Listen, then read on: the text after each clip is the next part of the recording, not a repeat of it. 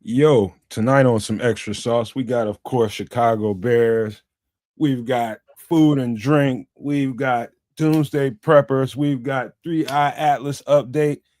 And we have a special guest tonight, man. We got a bunch of stuff. And Kez has a little segment at the end. So I'm just telling you right now, strap in right now. It's going to be a great show, you all. But let's get this thing cracking.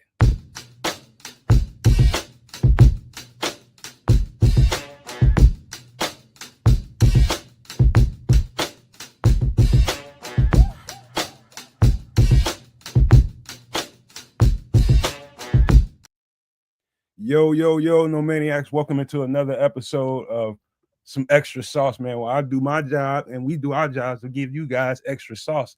And already, as soon as I walked in here, I see another new member. Bears Capo 23 became a new member. So shout out to Bears Capo and thank you so much, bro, for your support.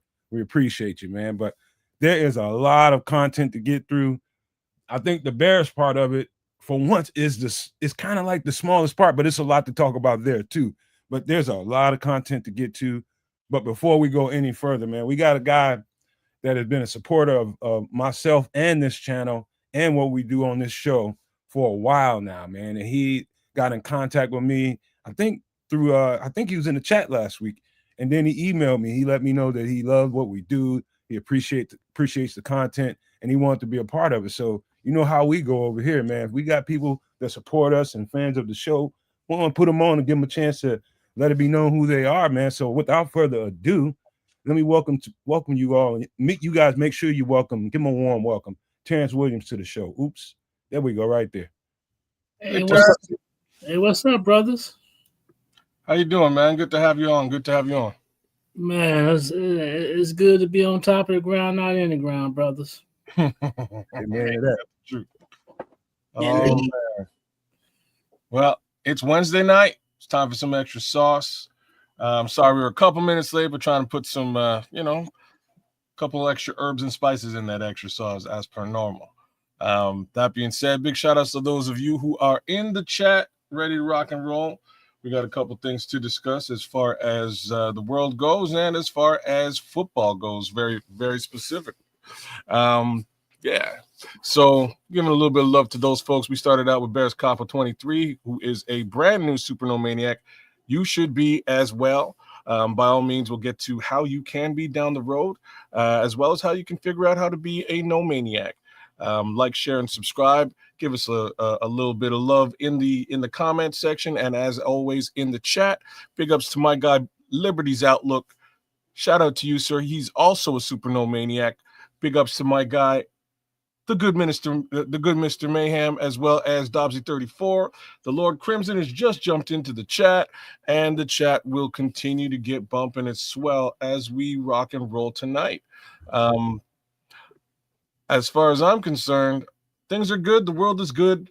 Bears won, so I think I think it's been an awesome week for everybody. But we'll find out how Triple R's week was. Trip, how things? Big up to everybody. Welcome one and all. And first of all, I got to give a shout out to Chef Trips. We were together earlier today to finally do some recording, but I want to show you why your boy might have the itis in a minute. Uh-oh. So we made this earlier. You see that right there? Holy shit. Ooh-wee. You're making me hungry. What's that? Pot pie? Yeah, see, I had my brother smoked the chicken, not the TV, but he smoked the chicken. And then I put that in the pot with some mushrooms, a can of corn, some mixed vegetables, diced up potato. And then instead of pie crust, I had to use biscuits, because I was out of pie crust, so improvise. Oh. So, I made a couple of these, and they're quite delicious. And so, yeah. Your boy's feeling good, belly's full, laying back. It's a beautiful week. Bears won. Packers lost. We got conspiracies, we got prepping, we got space stuff. So it's extra sauce, and I'm ready for it. But I'm just sitting back in the chair and chilling. But I'm with you. Hey, so how's Trip Kundo doing lately?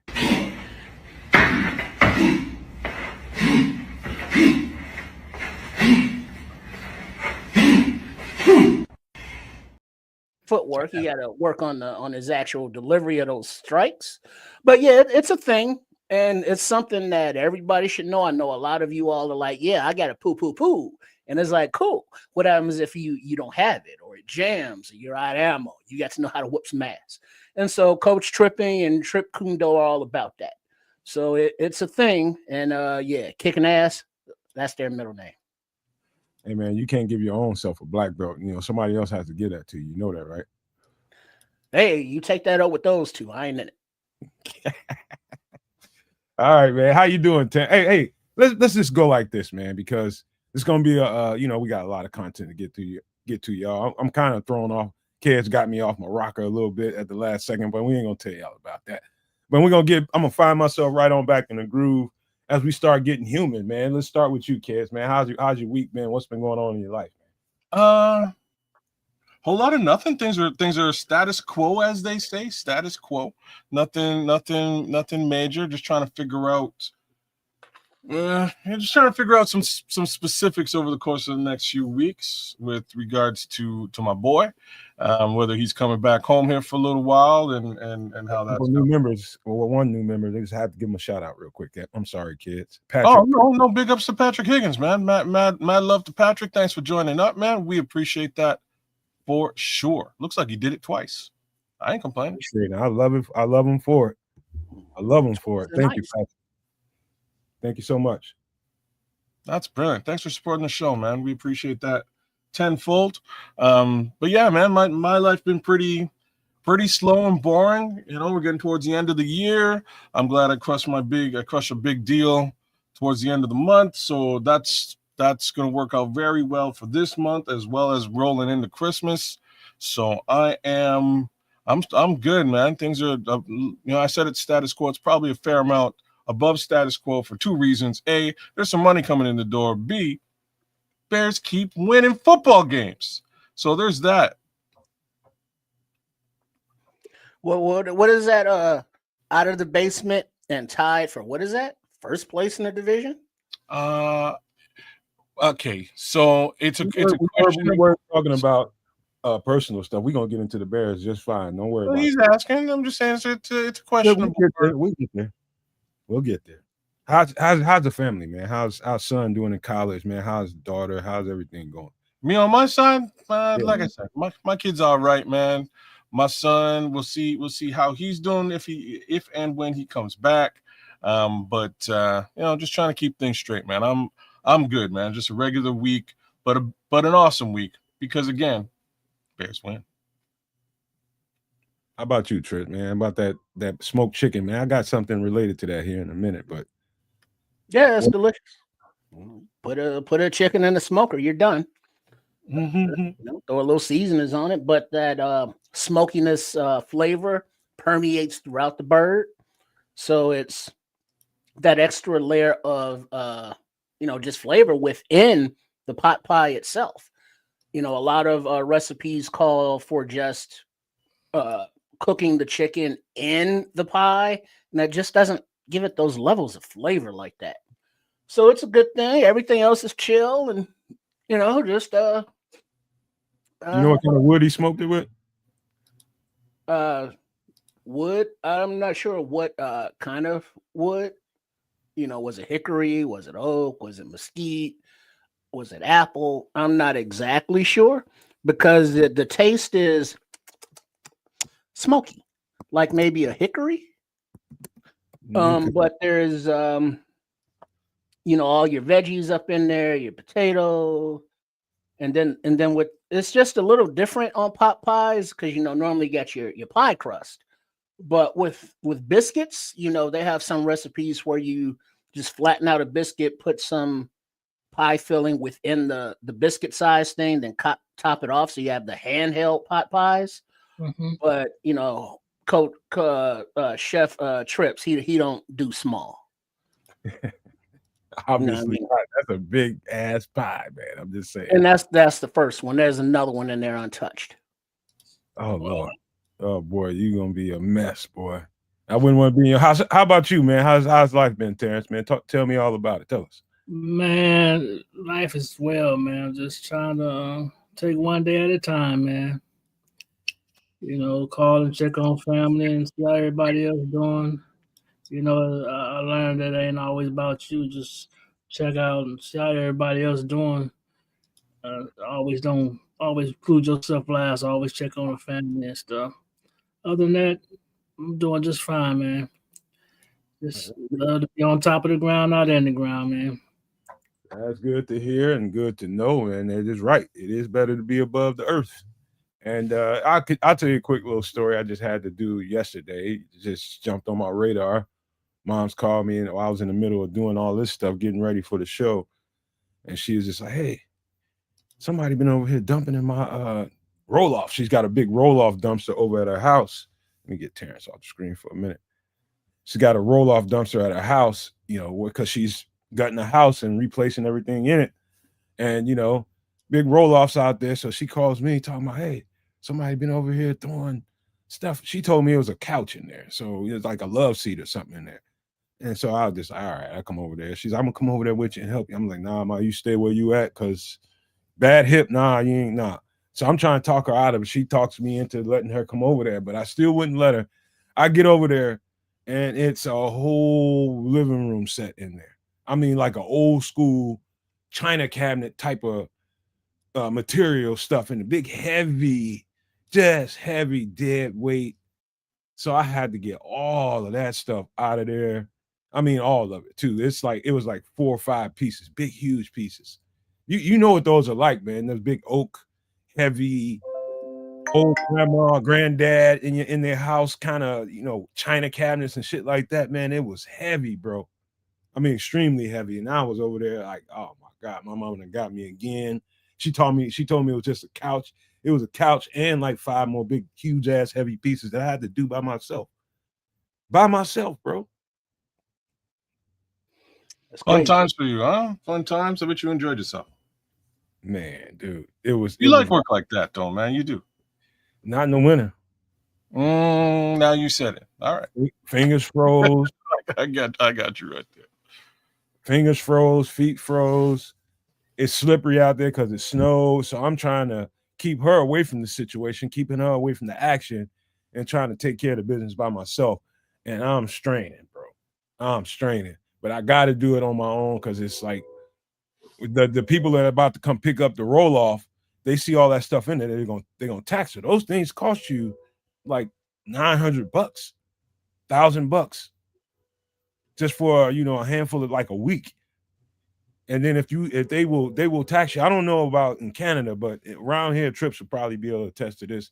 When somebody gets a dumpster, like a roll-off dumpster, everybody, once it hits nightfall, or early in the morning, once it hits nightfall, everybody in the neighborhood is going to try to see an opportunity to get rid of some shit in their house and come dropping shit off, dumping.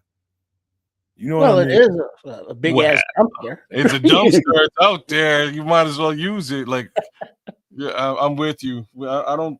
It's funny you say all that, because I don't see that. I just don't see. Nobody grabs a roll off for their own purposes. You know what I mean? Like, at least I don't see that out here very, very frequently. What they do is they have these things you can get from a storage company called pods or cubes, and they'll dump off like a very specific one, and it's there for a short amount of time. Then you fill it up, they come pick it up, and off it goes. If it's garbage, it's garbage. They'll take it to the dumpster. If it's good stuff, they will store it for it. And that's about the closest you see. But if you happen to have one of them dumpsters out back of your establishment, all bets are off. Back, in front, over to the side, it don't matter. You know what I'm saying? All bets are off. The only reason I'm saying out back is because like it's easier to sneak around back and do whatever you need to do. Get rid of whatever you need to get rid of without the general public eye seeing you. You wait till the sun go down 2 a.m. Just like, let me go ahead and take this garbage out. Why they got this big ass dumpster? Because I ain't paying nobody to take it away. I ain't hauling it away. But look at that big ass garbage can over there.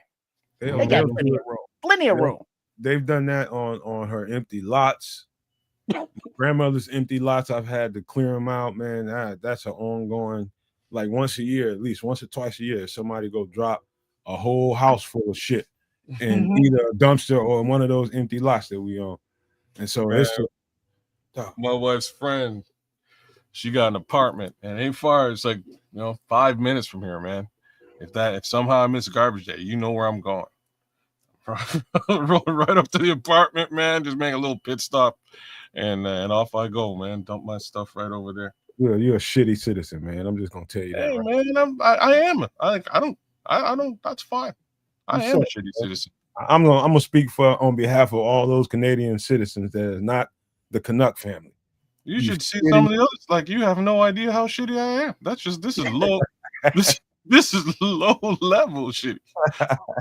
I will let you know, man. You should, man. This just got me thinking about one of the funniest stories of all time. I think I'll layer this one on before we get to football. So, I'm at the grocery store. This is why I'm living on the Quebec side, and at this particular grocery chain, the store is huge, but so big that they actually have a gym on the top, and the gym is for the most part almost always a female gym, just dedicated to women, and women go and they do their thing, and you go grocery shop, and everybody gets their groceries, and that's just how it's set up.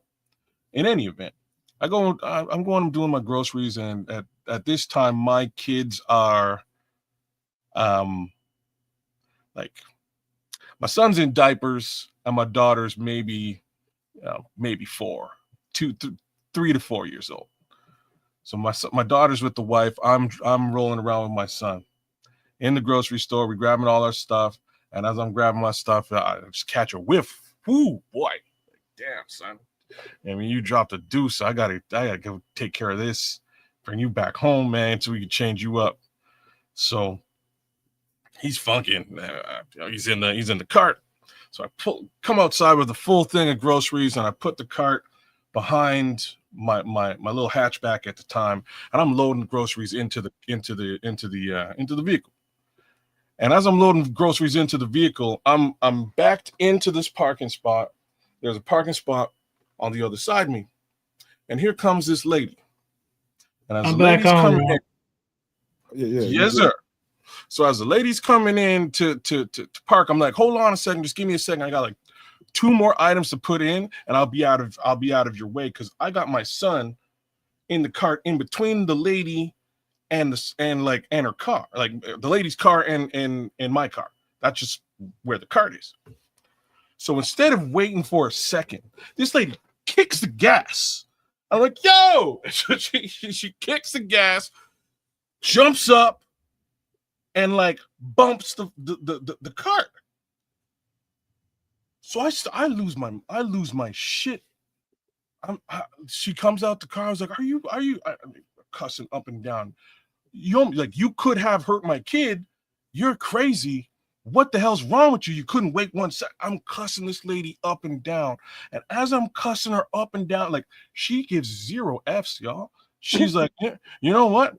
I'm grab my gym bag. I'm on a damn gym. I need to get my workout on. Like, she gives no English, MFer. You know what I'm saying? She does not care at all. She's gone. So she's walking away, gone up the stairs, doing her thing. I'm so mad in this moment that, again, I catch this whiff of funk. I'm like, you know what? I know exactly what to do in this scenario. Yeah. So I jump in my whip. My house is luckily maybe 2 minutes down the road from the grocery store.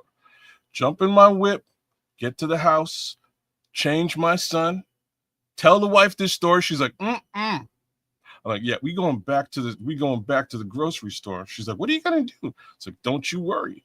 And as I say it, I raise up this nasty diaper, y'all. It's hella full. So I go back to this lady's car, and I just wipe that windshield, wipe her handles. I wipe this car down, bro. I left that dookie soiled diaper right on the windshield, and off I went, jumped back in my car. But before I left, I had to kind of wait to see, the look on her face. It was. You gotta enjoy it. You know what I mean? I had to get it. I had to take it all in. So I was got a little bit of distance, sent the wife off, and kind of copped a squat and just waited for her to come back. And it was a thing of beauty, man. One of the most beautiful things. Yeah, that's a damn Sweet revenge, brother. Sweet well, revenge. no, I got one for you, kids. You know, that's the true definition of petty white, man. Oh man, hey man, we're talking about you could have killed my child. Yeah, petty, fuck petty. You know what I'm saying? That's like that's payback. Payback's a bitch, and it's a stinky one too, man. You know I had not an altercation, but like a confrontation with a dude over a parking spot. So like, go ahead and take the spot, homie. It's cool. So it was wintertime, but it was below freezing, but I took the opportunity to walk over to his car once he was in the store, and I peed on his door handle and his door lock. Oh Lord! So it froze up. Oh Lord! And then I just kept it moving. Triple R. That is terrible, man. I don't do shit like that ever. But I could imagine him. I didn't wait to watch, but he had to scrape off my urine to get his key in there. Yeah. See, funny. My boy did something like that too, man. He was at boarding, my boy got booted out of boarding school for it. Like first he got booted out of high school on some dumb business, and his parents were like, his parents had a couple of bucks. So like, you know what, we're gonna send you to boarding school, at least this way or not around all these miscreants.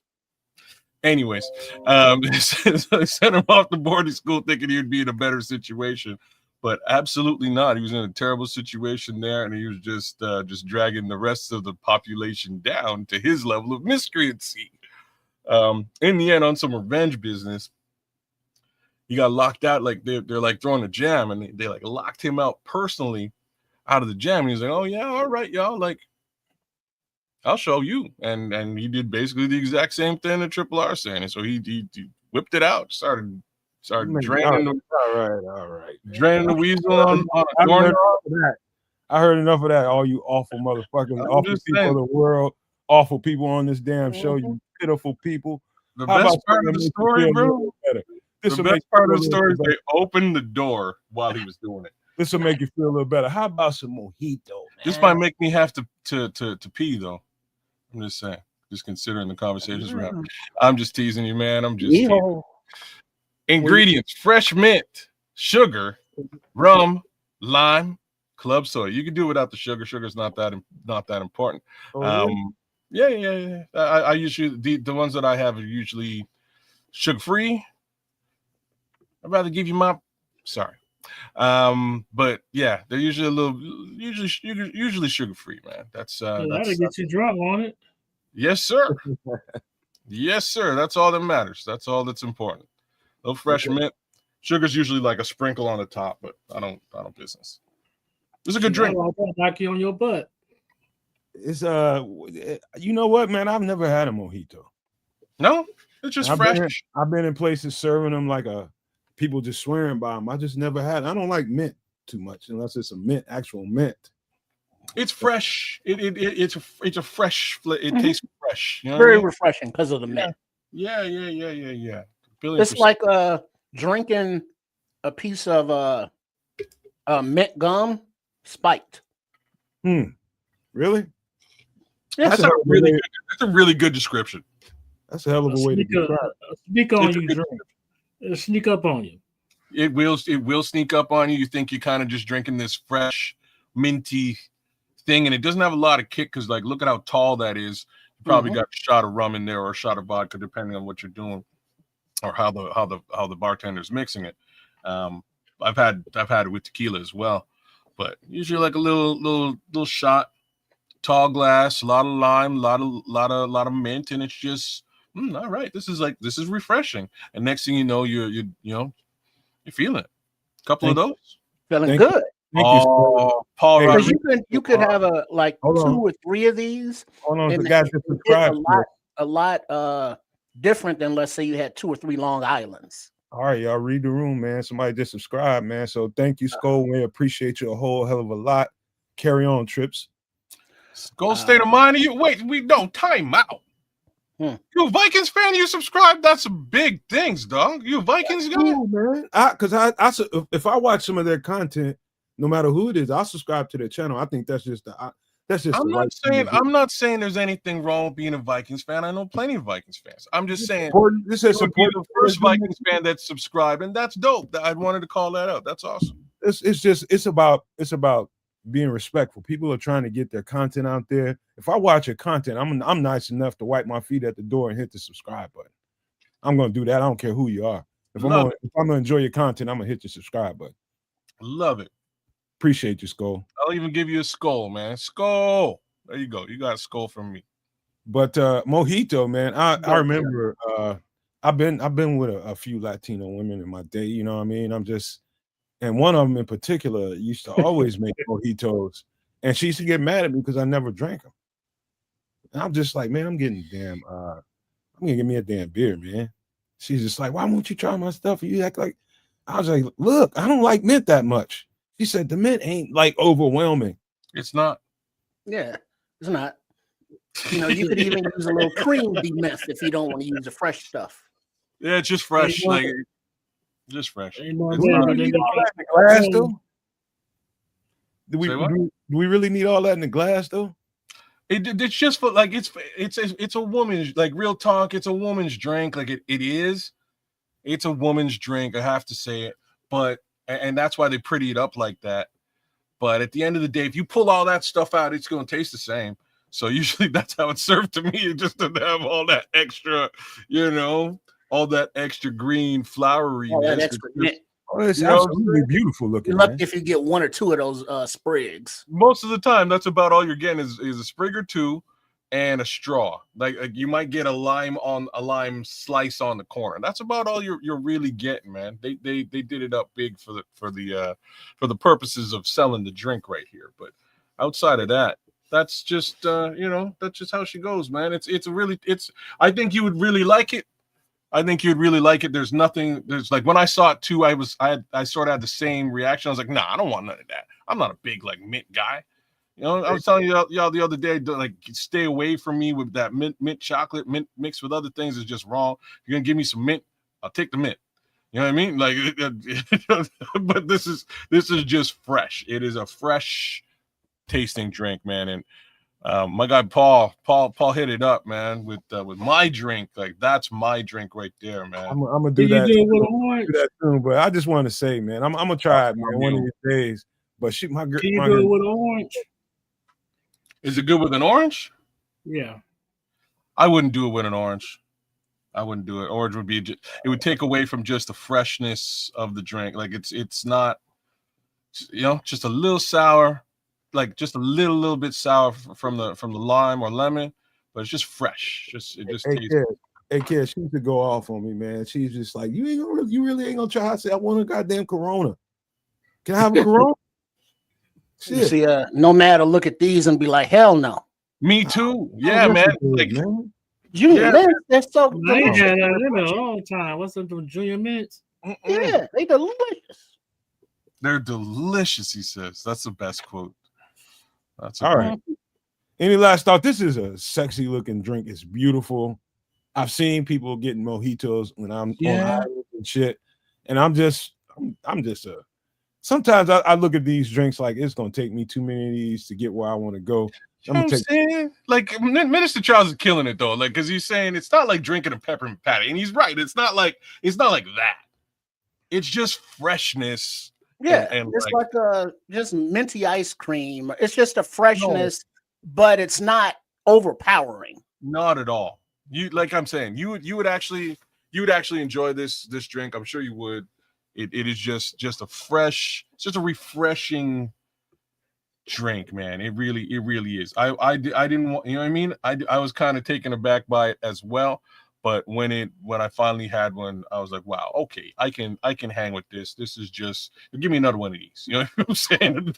That's kind of how it went. Give me another one of these. This is just a fresh drink on a hot day. It's nice. I'm gonna give it a crack, man. I want to probably try this with some crushed ice, man. I'll probably ask for some crushed ice with this.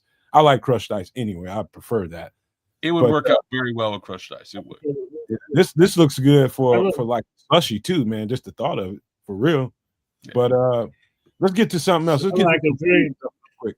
Let's get to some food stuff. Like a drink you give a woman, you're gonna get lucky. Well, that's a good way of putting it, Terrence. Right? Like if you're with a woman and she's ordering the mojito, definitely have the mojito with you. Like you screwed the whole thing up, man. See you? No, man. You turn it into an argument. Hey,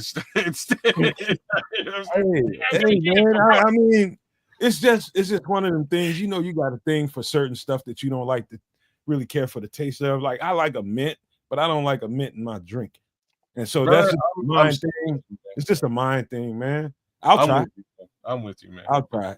Like even mint tea and me is like, and that's okay. Like, no thanks. You know what I'm saying? Like, that's all right. But it kind of works, man. It's a really, it's a missed opportunity. Really fresh drink to drink. Hey, you shut your mouth, Minister Charles. I have drank snap. That's hilarious. That's true, though, man. At least you admitted to it at the end. I'm straight on drinking steamer. All right. Have you guys ever heard of this? I've heard of super chicken. Never heard of a drunk chicken? Yeah. Yeah, I've heard of it. Talking about a beer can chicken is what they call it. Yeah, I don't cotton to. I understand that the heat is supposedly disinfecting the aluminum can and all that. But when you stick that can up that bird's ass, you're gonna have that aluminum residue. Come on, man. Well, that's where it is. Come on, man. Do you have to be so graphic? It's YouTube. That's where it is. Gee. So I mean, I just don't like when the paint on the can and the toxic stuff on there, and I just I want something more natural to stick up there and hold it. Listen, I'll just tell you from experience. I have done several of these for people. Last time I did it was a Super Bowl party when I was still in Atlanta. Did a whole bunch of these. Let me tell you something.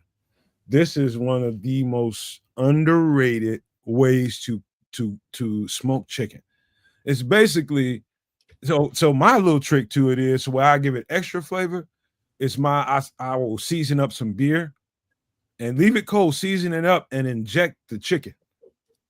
You take that, you probably have to pour off like about a quarter amount of that beer, and then you sit that chicken on it and you just let it cook. You put whatever rub, whatever season you like on it. There's no one way to do that. Mm-hmm. It's about the beer is going to be the beer. I don't give a shit what beer you get. You can get the cheapest beer in the grocery store, whatever. You can get the most expensive. It'll be falling off the bone on it. Man, yeah, as it heats up, the liquid, the beer keeps it moist. You know, so I get what it does, and it's not like if you have a drinking issue, you're not going to taste alcohol, or it's not going to, taint the chicken. What about the alcohol? Yeast? What about the yeast from the beer? Do you get that? It's just fumes. It's just fumes, man. Okay. Everything you like about having a beer or something and eating barbecue, you'll love about this. I mean, the flavor is outstanding. You just remember, my suggestion to anybody that might want to try this is use the injection method under the breastplate in the thigh and leg area. Make sure you inject that thing up really good with some seasoned beer or seasoned. I did it one time like that. I did it one time with some seasoned butter, and it was very, very good. So it's just different ways you want to do this. But the key to it is it's something about that the whatever is that beer is made with definitely comes through in smoked chicken really good, man. So boiling kills the yeast. Okay, so Patrick, yeah, yeast, and like Crimson knows exactly what I'm talking about. I don't. So I'm Can sure you deep fry it? The chicken with the can. How? No, not with the can. And that's what I'm saying. What do you mean? So check it out. So if can you shoot the beer inside the inject it, and you mean straight and then deep fry it? You can you can put that beer all. I got other beer I'm pouring on the thing while it's cooking. It's the beer.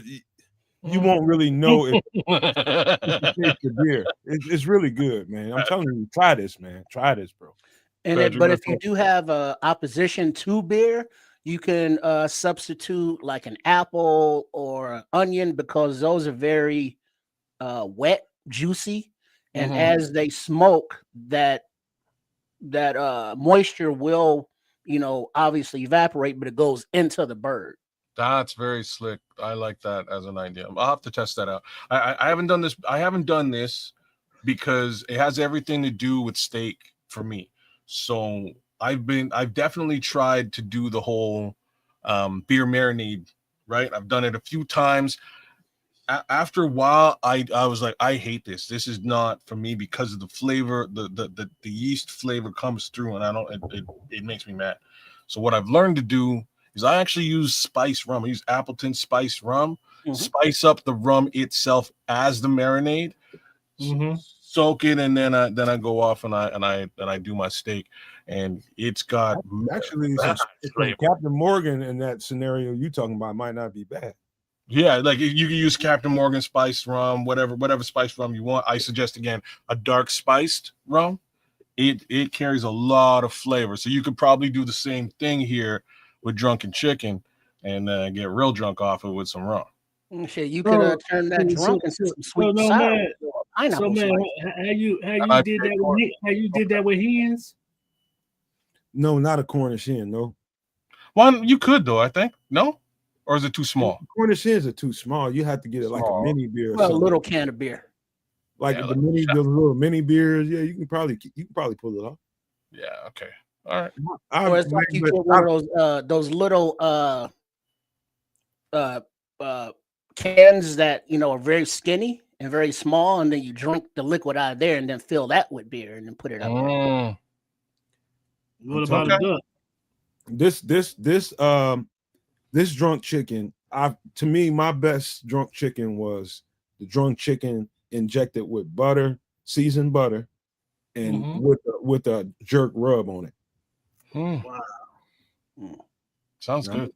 Yeah, I've I mean, done now that if you really want to get jiggy with it, when you inject that butter, before you do that, you put you a couple heads of garlic in the oven for like 45 minutes to an hour, and then make it nice and soft. And then you squeeze it and mix it up in that butter, and then inject it into your bird.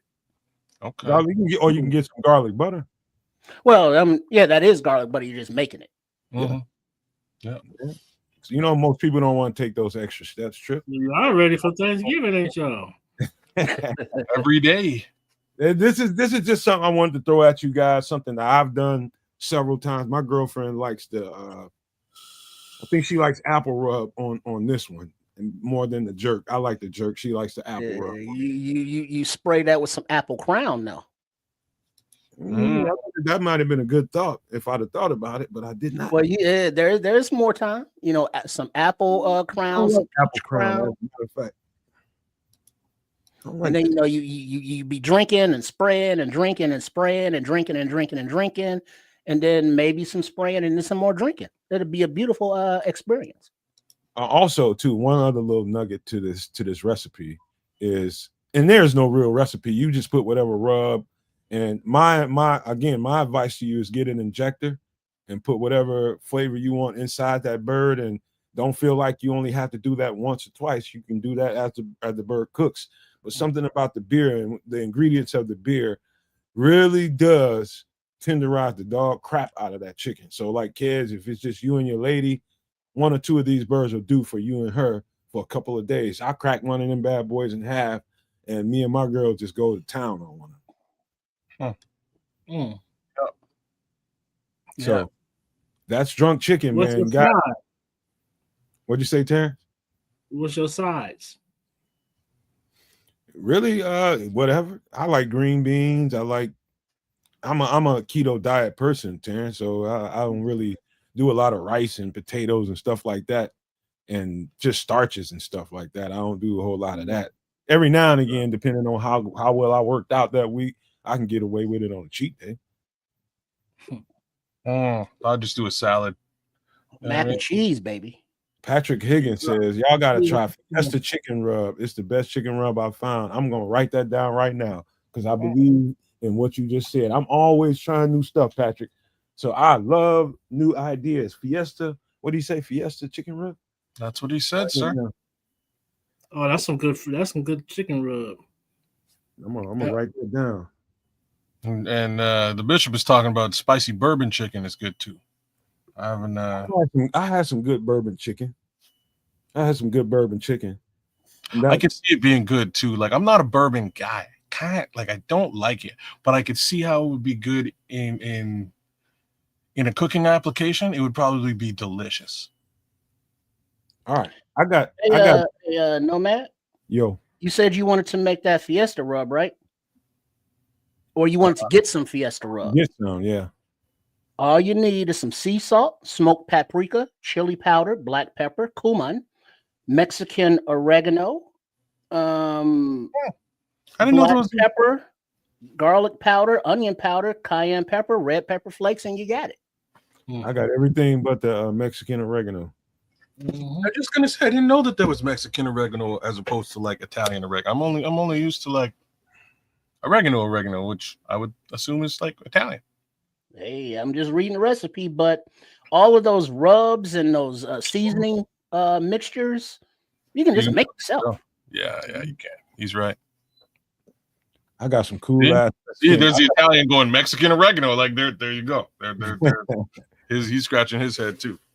Hey, you learn something all the time, man. You learn something all the time. I don't know, Minister Charles. I don't know what's going on. We live on the show. I can't figure it out. Let me look and keep talking. Meantime, I got the question of all questions, you guys. I'm talking to you, Terrence. I'm talking to you, Trips. I'm talking to you, kids. And I'm talking to all you nomaniacs, super nomaniacs. This is the question of all questions when it comes to barbecue. And it's this. What ribs do you like? Do you like them wet or do you like them dry? Let us know in the chat. W or D? Both. Oh well. What do you favor? I prefer. The girl on the bottom definitely favors them both. She don't care which one she eating. She gonna eat them. Well, both are good, but it's just something about a caramelized sauce and a glaze that make you go, Yeah. And then it's like you got sauce over there. It's like, I know, don't worry about it. You know, and then I got some ribs in the freezer now. I'm gonna do something with them. You just trying to make me take that rib I got in the freezer out. Nah, this is something, man. You got to be on. You got to declare right here, man. I ain't having no goddamn. Nah, man. Y'all ain't finna be wishy-washy. I need some declaration right here, man. What are you, a wet guy or a dry guy when it comes to these ribs now? But it depends. But it depends. Look at that char on that glaze. Wet. I'm more of a wet guy. I'll be honest now. But if we're talking about beef ribs, I can do the dry thing.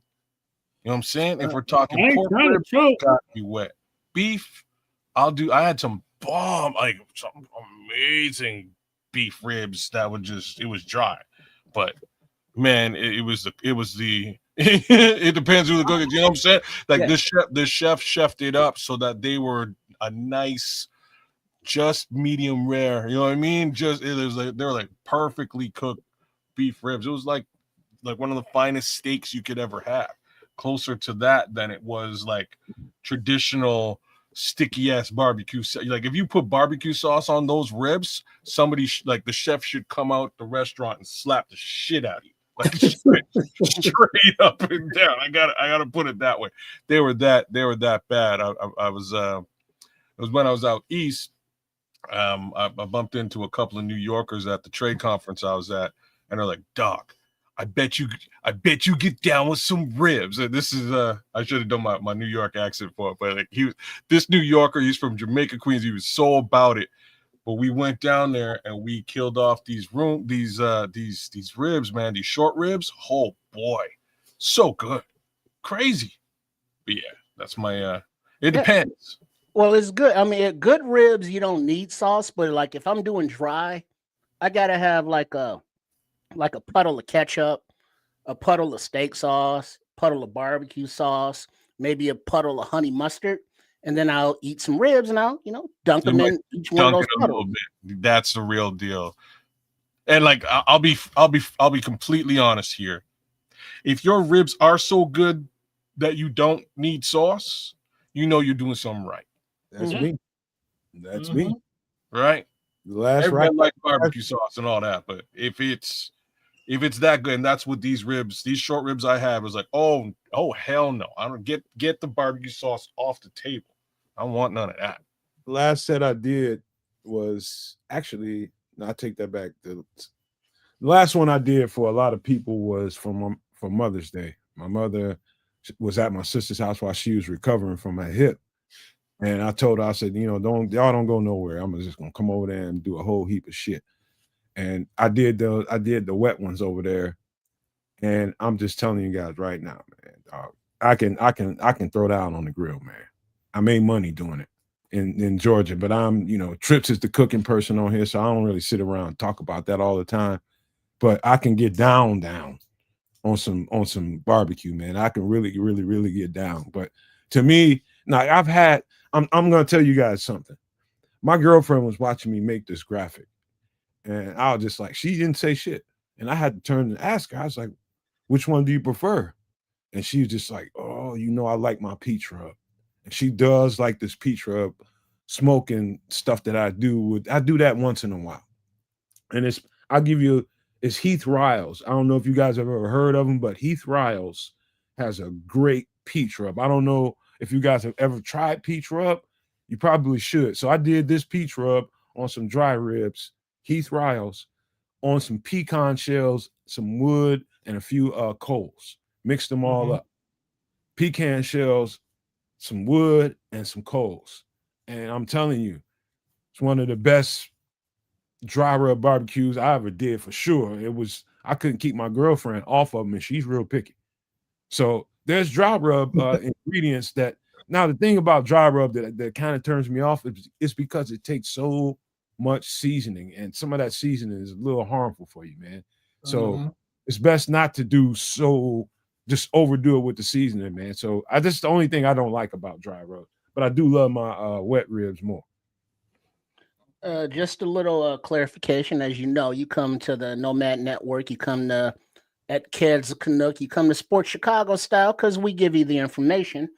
Mexican oregano is more citrusy with notes of licorice and lime, while regular oregano is peppery and more pungent. Okay. Yeah, I never had that. They sell it all over. It's pretty common. It looks like $3, for a little package of it. But it's a different flavor profile. It is. Obviously that, if we've never had it, it's like, I wonder what that tastes like.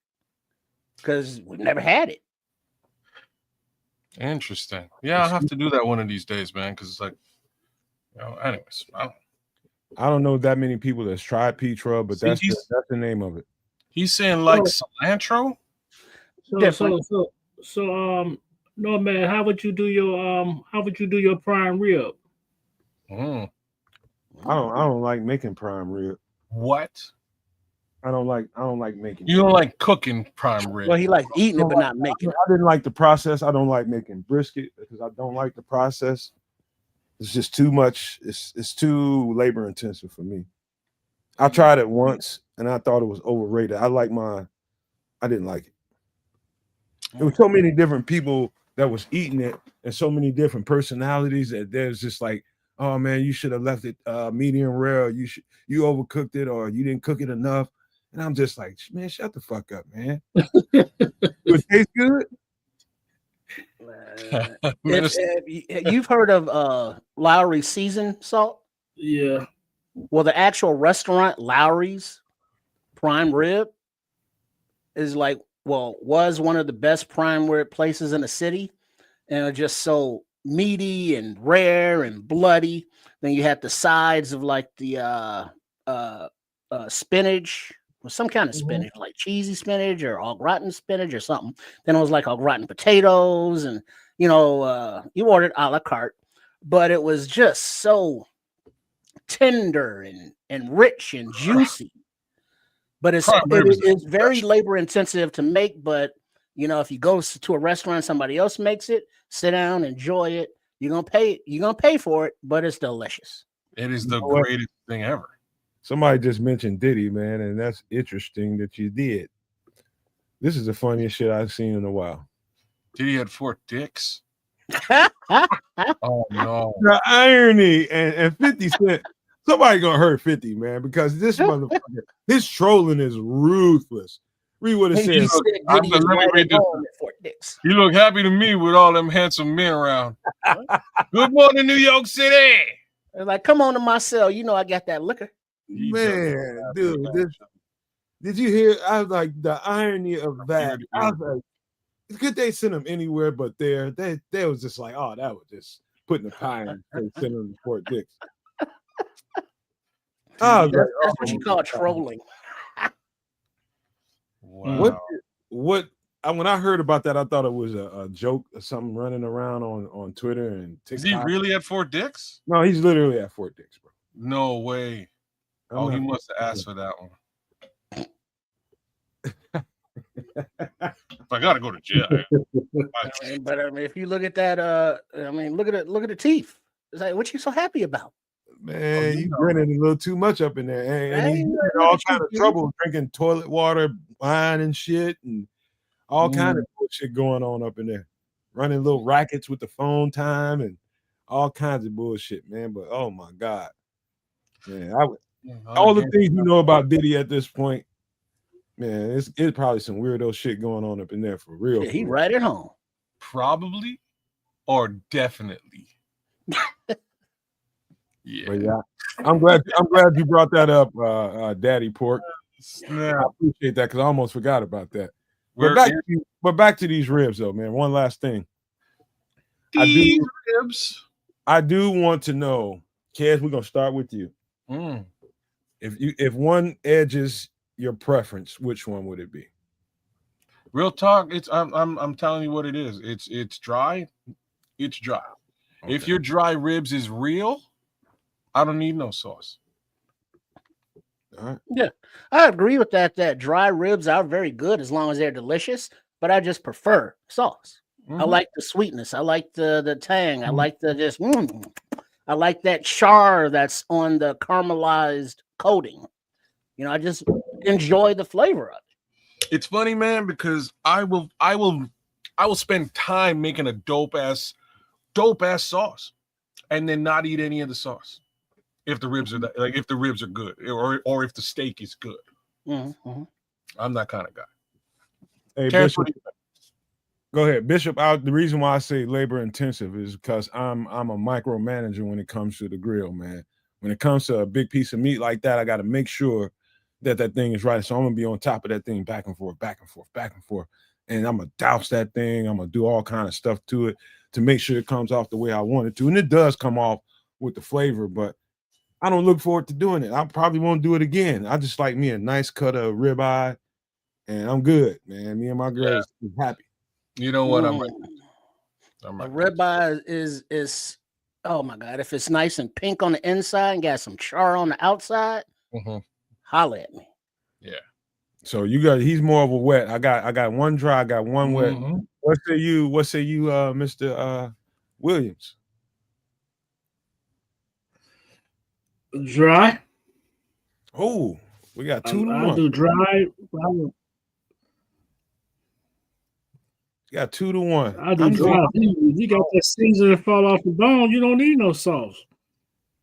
Yeah, I've had some good ones, man. I tell you what, when it comes to beef ribs, I'm gonna go run and holler at my boy from out in Austin, man, from Texas. I know my homeboy. They know how to do dry rub ribs the right way. I've never had Texas barbecue because I never went over to the. Man, that's right, man. Now I'm in Texas now. Yeah, I never went over there. Southwest came to me in Atlanta, and I met somebody, man, and he brought me over there for some real Southwest barbecue, man, and it's special. It's a black man with a Latino woman, so just imagine all the different flavors that's gonna come into that, man. She's involved too. So she's gonna make sure she put that Tex-Mex thing. That's that Tex-Mex. Yeah, man. And oregano. That's that Tex-Mex. Let's see. Bishop is saying he uses butcher paper in his process to allow the smoke to penetrate and help with the tenderness without overcooking. Let it go low and slow for 250 for 15 hours. I was never a butcher paper kind of guy, and instead of 250, drop that down to 2.25 and let it go for about 18 hours. Damn, y'all crazy. I'm trying to eat. You know what I'm Well, saying? you will in 18 hours. That's what I'm saying. I got to work on this food yesterday. Well, no, but this is something like low diligent. and slow. You put it in the smoker, and the most you'll do, well, not if you got using the butcher paper, but you'll every few hours just get you a spray bottle and spritz it with whatever liquid you're using to keep it nice and moist, and then just let it go. I'm just saying, man. I real talk. I'm a sucker for some prime rib. So if that's how you got to do it the right way. Because like I've tried to do it on the barbecue. It is not something you can do effectively. Yeah, it is. Barbecue. You just gotta know how to line up the charcoal. Did you try to snake it? No, I didn't. It wasn't a charcoal grill. It was a gas grill. Well, I'm talking about a gas grill. I don't know nothing about no gas. I'm a charcoal wood kind of fella, but like a charcoal just grill. If you line the briquettes around the outside of the grill and then light one and just kind of let it burn around, that'll be your slow and low temperature. You just got to keep the lid closed to retain the heat. I gotta give y'all a quick little tip. Something I learned from my Austin homeboy.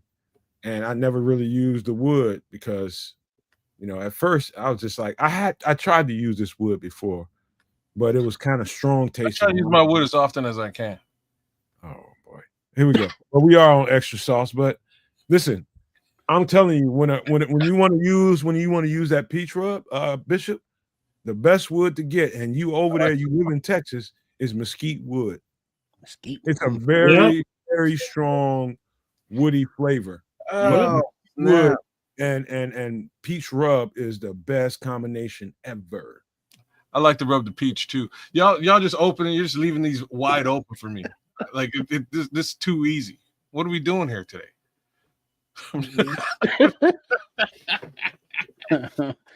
Going from Diddy conversation and leaving your peach open. Snap! I'm sorry. I had to. You left the door wide open. Well, you don't learn shit. Like Diddy's peach. You know you don't learn shit because you ain't gonna cook shit. You lazy motherfucker. Snap!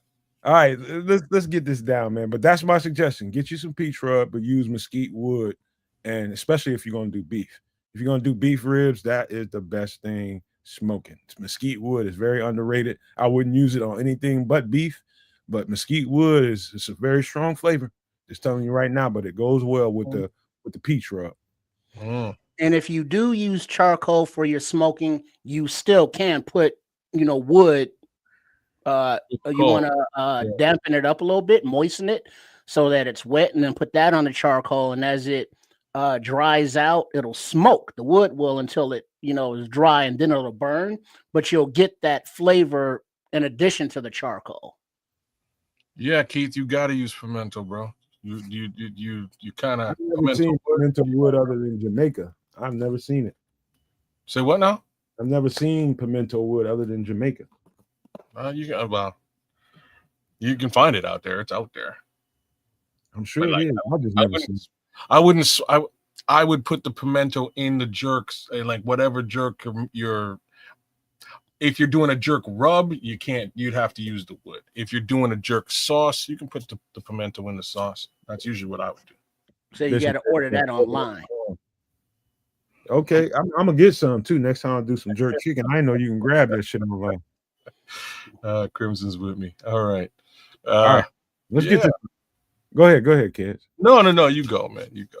No, y'all got anything else to say about barbecue? Go for it. Right now is the time. No. It's delicious. I'm a barbecue person. Love it. You'll make me ready to take my grill out. Get you some white bread, some French fries, some barbecue sauce to put on the fries and the bread if you don't put it on the meat. See, that's another Some thing. coleslaw, baked beans. You ever like I got a picky girlfriend. She like 1 minute she's okay with me slathering the ribs with some sauce after I finish them, and the other time she wants to put her own because I make my own barbecue sauce, and sometimes she just wants to put it on. She's picky like that. Yeah, you run into that woman that just like, okay, I don't want my ribs saucy. I want to put my own sauce on the ribs. You got people like that. So when you serve food like I had to sell food. You run into people like that every freaking time you sell. I don't want no sauce on mine. Okay, I want all the sauce on mine. Like, okay, just let me know. And I'll do So what you have a lot of dry rub made, huh? Huh? You make sure you have a lot of dry rub made. I don't do too much dry rub, bro. When I was selling, I did no dry rub. You did sauce. Yeah, it's all sauce. Yeah. I'm more of a sauce guy too, man. What up, Commish? Shout out to the producer who busted up in this piece. All right. It's time. It's about time. We've been in here for an hour. It's about time for some Bears conversation, wouldn't you say? I would agree with that. All right. So first thing right off the top is this. We lost him. We lost him. I was upset about it because I was really looking forward to this. I thought we had a chance, but I realized, and I think I said it the last time we were live, I said the Steelers is one of the teams to really look out for because they are hamstrung in the secondary. If there's a team out there that had more health problems than we did in the secondary, it was Pittsburgh. He's definitely going to get on the field pretty damn quick. I don't know about this week. We'll see, but that I was upset about this, man, because I was just like, I don't know. I don't know, no man, because he's on to the practice squad. So evidently, the Bears must have seen something they didn't see. He's real ready to play. If he released from the doctors, he should be able to be on the field this week. And there you have it, Terrence. Thanks for coming through, brother. I think that's a great point. And we also have to say, he went through four other teams? There's a bunch of teams that looked at him, maybe five, right? Like a bunch of teams have seen this young man before he got to Chicago. And the question at hand should be, why didn't those guys pick you? Right? Why didn't you go with any of those guys? So it's one of two things to me. If it was a situation where he fell to the Steelers and the Steelers opted to select him, but put him on the practice squad, that's one thing. It may also be the opposite. It may be that all of those teams passed on him for a reason. Right. Well, then also, if he's on the practice squad, that doesn't mean that he won't be elevated for the game. But if he is on a practice squad, he can be poached. Can't he just be like, if the Bears, whoever wanted to sign him and put on their active roster, they just can? Yep. Okay. But I don't know. I get that he's been given the seal of approval, if you will, clearance from the doctors. But like that fusion stuff is just like, ew. And then he's never really been a run support kind of guy. So it's like, man, if somebody runs at him and he has to put his head down in there. He had it done that back because I had the fusion done to my neck. I had four levels done to my neck. And that is something that he got to be really clear from that. Really clear. That's serious. He can be paralyzed one wrong hit. All right, so you saying you not ready to go out there and make a tackle there, Mr. Williams? Is that what you're telling us? I'll be make sure because the doctor can clear you, but his body, he know his body. Is he ready to hit? Well, maybe that's why he's still on the practice squad, because he's been out for over a year. So, his conditioning isn't there. Like he hasn't hit, so it might kind of ramp up. More like 7-8 months. So here's the other factor. So the doctors might clear him, and allow him to go out there and try out. Doesn't mean he's in football shape though. And that's the other factor. I think that's mostly the reason why he's on the practice squad. That's what I think. Everybody passed on him. I don't think he's really I think he's medically clear, but I don't think he's ready to play football. And in that scenario, Pittsburgh probably really wasn't interested in putting him on the field this week. Let's put him on the practice squad, give him the opportunity to acclimate and maybe get on the field soon. Same token, any viable team could wait a couple of weeks and make him an offer. But I thought it was kind of odd, though, that he went through all of those visits and signed with Pittsburgh, which is fine. But it seemed like he signed with Pittsburgh either Monday night or Tuesday morning before he visited with the Bears, even. So, it didn't seem like Ryan Poles got to make their pitch. Pittsburgh didn't let him out of the building, as the saying goes. But Pittsburgh didn't see him yet. Well, they saw him that Monday. No, Pittsburgh was supposed to be after Chicago. Pittsburgh was the last step. The word didn't come out until after the visit was done here in Chicago, and right after that, the very next day, word came out he's joining the Steelers. So maybe looking at Steelers is better than the Bears, basically. Well, really? Yeah, I believe. Come on, it's all about. Well, didn't he play for Pittsburgh before? That's where no, it was San Diego or the Chargers, whichever city they were in at the time. Yeah, he played with the Chargers. It was definitely LA Chargers. Claudio, shout out to Luis Claudio. Thank you for coming. I'll pretend what we have. Bring Gordon back and Jalen Johnson back.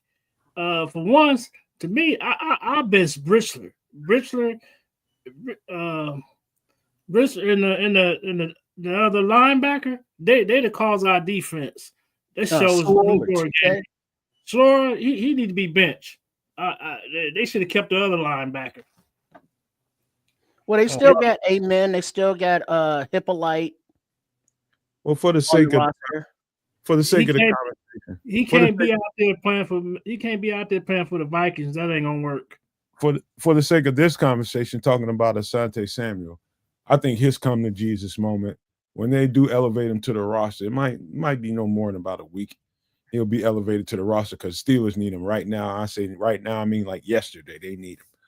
When he gets up on that roster, and they're gonna do only so much in practice, even on the physical practice. They're gonna test him to see if his willingness is to, when you got a 220 something pound running back coming through a hole at your full speed, that should come to Jesus moment, man. At 100, he's only 5'10" and 180 pounds. That's your come to Jesus moment. Will you put your head in there, and will you go out there and say, you know what? I feel confident in my recovery. I feel confident in my therapy and everything that we did. Now can I play football again? And he's gonna find out real quick. I got confidence in him. If he's got confidence in him, I got confidence in him. I wish he was a Bear.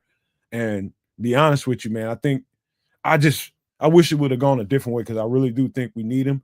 There's also news about Jalen Johnson is kind of trending right now because it's word he's kind of putting stuff out there like, hey, I could be coming back by sometime in the season. And word is somewhere in December, if we in the playoff hunt, he could be in there. We're gonna be in the playoff hunt. Pittsburgh ain't gonna even make the playoff. It's gonna come down. It's gonna come down to Cincinnati and Baltimore winning that bracket. Well, it ain't gonna be Cincinnati. No, I'm not. I can't argue. I can't agree with you now. It's gonna be Cincinnati because Joe comes back. Joe Wendell went over. I think Cincinnati's thrown in the towel. Cincinnati been getting beat up these last couple of weeks without Joe Burrow. I think Joe Flacco pulled out a game or maybe two, but they've been getting beat up. I don't think they're a playoff caliber team in that division outside of Baltimore. And Pittsburgh's playing well. Pittsburgh's winning football games, not because of Aaron Rodgers, but mostly because of the actual defense, just not the secondary. If they play a pass-heavy team, yeah, that's what I'm saying. If they play a pass-heavy team, they will get diced up. But that's my take on that particular AFC North division. I just don't see it. I tell you what, Baltimore. I'll tell you what, before we go any further with this, pull that down. Let me share my screen real quick. Let's take a look at the injury report and see what we got going on there. And there's your injury report. Again, I don't take most of this is Wednesday. We don't need rest days. Yeah, we don't need to be physical with our guys that have to be physical on Sunday. So I don't take a lot of these DMPs at face value. Really, I don't, because I know you don't need them to practice on a physical day when they already beat up, right? So if one of you guys want to, you can go through this list. Okay, well, I will go through the list. There's two that do jump out to me though, right? So Kevin Byard III did not play. Jaquan Brisker did not practice. Jaquan Brisker did not practice. TJ Edwards did not practice. Grady Jarrett did not practice. DJ Moore did not practice. Roma Dunze did not practice. Tariq Stevenson did not practice. Jade Walker, concussion, did not practice. Why bring the concussion into the mix and skip over everybody else's injury? That might very well indicate that Jade is not going to be playing for the next little bit. Cole Kmet back, limited. Dom Robb, limited. Sounds like he's probably on his way back to a playing status. DeAndre Swift, limited. Josh Blackwell, concussion. So there's another player down with a concussion that likely won't play. Ruben Hippolyte, too, knee, but full practice on Wednesday. Interesting, because we haven't seen Ruben Hippolyte in quite some time, to be frank with you. It's been a little while since we've seen Ruben. So hopefully this will give him the opportunity to get back at it and do the right thing and potentially be that guy we need in that linebacking room. You know, he brings a lot to the table, and if it ain't there, maybe he brings it to special teams. My main thing is focus on is Brisker. He finna start getting injury. I would go ahead and bench him and move CJ to his spot. But then who plays the slot? I would move CJ for life right now. Not the way CJ Gardner Johnson's playing in the slot. The only reason I'd move is if Kyler Gordon comes back. If Kyler Gordon comes back, maybe you make Brisker won't be a Bear next year. He's gonna be gone. Who? He's injury prone. Brisker, he's gonna be gone. You're probably right. He's gonna be gone. Jalen Johnson might be gone. Because he ain't got no more guaranteed money. He out of guaranteed money. It's gonna be all about money when he come back. No. He's in contract for the next 2 years at least. They could trade him. There's an out. But he's out of guaranteed money. Though. He ain't got no guaranteed money. That don't make any difference. Yeah, doesn't it when you like if a team wants to trade for him and he doesn't have any guarantee, doesn't that change the dynamics for their cap some kind of way? Yeah, it just makes it easier for another team to pick him up, right? So like you said, it makes him easier to trade in this situation because the front end of the money's already been paid, right? So now you can trade him, and it's not a large cap hit on the back end. So yes, they could potentially trade Jalen Johnson, but if you look at the track record and what they've done so far, they have not traded any of these guys that they've paid at all. Like not Cole Kmet, not DJ Moore, not Tremaine Edmonds, Montez Sweat. Not Montez Sweat, although Montez Sweat is in the same boat. Now, I'll be honest here. Montez Sweat contractually is in the same boat as Jalen Johnson this coming season. You could trade him and get out. You could also do that with Tremaine. Yeah, you got to think about it. These not Ben Johnson's guys. He didn't draft these guys. They was already here. Yeah, so but he doesn't want a lot of chance. Sweat. He gonna be gone. I would trade Sweat. All that money he getting, he's not producing. Sorry, you got to build from the draft. You got to build inside out. I'm building my defense from the draft. I'm getting rid of all these old guys that's getting older, making all this money, ain't producing. Sweat would be gone. He made 102 sacks, 1 sack, and you getting 100 million. Man, you're supposed to get 10 sacks a game. He should be.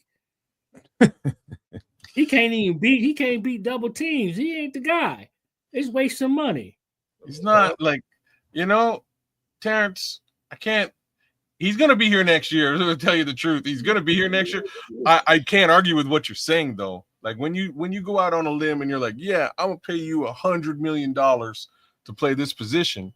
You would think now, yeah, your average a little bit crazy. You know what I mean? 10 sacks a game is crazy, but if you know what I mean, like I wouldn't be mad at you if you actually did that for $10 million. Like now you're getting your money's worth for sure. But I don't think we've got our money's worth from him. I know the biggest question mark in my mind on this team right now is Tremaine Edwards, and Tremaine Edmonds. Tremaine Edmonds, the biggest He question mark. getting, Oh, he let me getting hold on. Let me. He's I got to getting speak his right money. now.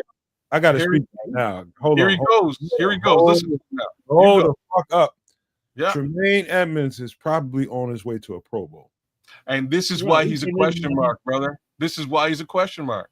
Like I needed you to say it because he played 3 years and he ain't done a damn thing in three seasons. But this season, when the money's on the line, my guy's killing it. You cannot grin and skin your way through that comment. What do you mean? Can't put on a man that's having a Pro Bowl season, man. Brother, I can call it like it is, and that's what I just did. You revisionist history ass motherfucker, man. Stop. Revision. So you're telling me he had three Pro Bowl seasons? Is what you're telling me? He's playing in a different defense, so compare the two. So what you're telling me is he had 3 Pro Bowl seasons? I'm telling you, he was playing in a different defense, and if that's how you want to judge him, look at how he's playing now. I'm just judging. That's why I said he's a question mark. I didn't say get rid of him. Come on, man. I said he's a question mark because now he's playing at a Pro Bowl caliber, and I called this. By the way, I called this one too. I knew he would. They just needed to switch him up, and now he's killing it in the position. The other 3 years, though, he wasn't. Big price tag. Do you risk it? I don't know what you do in this situation. Hence what I'm saying. Question mark. I think they re-signed Tremaine. I expect Tremaine Edmonds to take a very large pay cut, though. Question I would have to ask you all when it comes in regards to Tremaine Edmonds. Since this is Dennis Allen's first year with Tremaine Edmonds, how do you think Dennis Allen feels about the results he's getting? Brother, this is what I'm saying. So forget what the fuck we talking about on the outside. What do you think Dennis Allen thinks of him? Mm-hmm. All right, then. I think Dennis. I always do. I think Dennis Allen loves what he sees right now from Tremaine. Don't get it twisted. I'm just painting it the way that it should be painted. I'm painting the Picasso like Picasso. Those first 3 years were not what we expected for $75+ million. This year, this is what we expected for $75+ million. This is exactly what $75+ million should be getting you, and it's working this season under Dennis Allen with the move, with the shift in his position. So, what do you do at the end of the year? You think they're gonna re up? You think Dennis Allen's gonna go to the table and be like, "Hey, we need to get another linebacker"? No, I think they go back to. I think he's not. He's gonna end up getting re-signed. I think he gets re-signed. You got to worry about Edward. He's the one that's being hurt all the time now. Well, so what's funny is six of one, half dozen of the other. They made the switch, and TJ ain't quite the TJ he's been for the last 3 years. It's kind of funny, isn't it? Now Tremaine's the Tremaine we were hoping to find. Yeah, I don't know what to tell you. You know, TJ's been extended. He's here. He's not going anywhere. But again, he's getting hurt. He's not quite the guy that we've seen the last 3 years. Whereas all of a sudden, Tremaine is. There's got to be there's a question mark here, man. Somebody got to address this. All I know is if we didn't have Maine, our defense has a tendency to leak when the front can't get home, when the ball's coming out too fast and they can't really rush the passer like they want to. Without Maine out there, Tremaine out there, that speed, that length, we'd be looking at something completely worse than what we're looking at right now. I'm telling you, if he get hurt, you can stick a fork in it. I agree. If he get hurt, you can stick a fork in it. Man, I agree with you though, Nomad. Like I know you're sticking up for the guy. I wanted you to do exactly that, and that's why I ruffle feathers a little bit because he's having a fantastic season, and I kind of expect them to go to the well with this guy and be like, look. You suck for 3 years. Like, because it's the only way you can negotiate this. So straight up and down, you were not good for 3 solid years out of this contract. So what's his comeback gonna be, kids? His contract. I'll get to Clinton in a second, man. I'm gonna defend Jalen here in a minute because we're gonna talk about it. His comeback is gonna be, but like, I'm killing it this year. I am, and I expect to make good money. So you just both sides are gonna negotiate from a position of power. At the end of the day, I do expect Tremaine Edmonds to take some sort of a high-end linebacker deal, but nothing like the deal he's received. $75 million is crippling to the team, and I'm not sure he's a $75 million player. Well, he got his max contract once, and that's all you're gonna ever get your max contract. That's kind of what I'm saying. So he's gonna come down a few $1 million, yeah, but they will resign him, man. If he keeps on the trajectory that he's on right now, they will resign him. And I think they should, because this is what I predicted at the beginning of the season. What I predicted, I was like, Tremaine Edmonds in Dennis Allen's scheme is going to be an attacking Tremaine Edmonds, which is much different than Tremaine Edmonds sitting in space, right? Just a completely different thing, and that's what we're seeing, and it's working. I was hoping the Bears would pair out the linebacker that the Eagles got. Pair him with Tremaine, man, that'd have been ugly. Well, I think the and unfortunately for Tremaine, he was brought here for a certain system under a certain set of circumstances, man. It was a very plain, very vanilla cover 2 style defense, cover 3.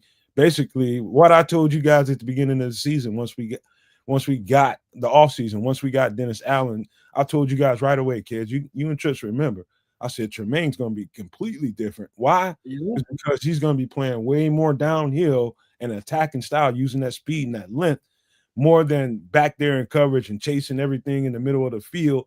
That's just the style of defense that Flus called. And that's disadvantageous to his character traits. I mean, his physical traits. That's just Buffalo not getting out the door. Man, dude, it's one of those things where you're not gonna look like the best side of you if you're in a certain kind of style of defense. In this style of defense, you definitely see the best of Tremaine Edmonds, just like I told you guys it would. I told y'all. I was like, in this defense, you're gonna see a different level from him. And I knew it. Well, I was saying the same thing. And go ahead, Chuck. So then I got a question for you. Mm-hmm. Okay, on this defense, who you think stays and goes at the end of the year? It's a lot of names to talk about. You asking me? Yeah. You go. I think there's a chance Jaquan could not be.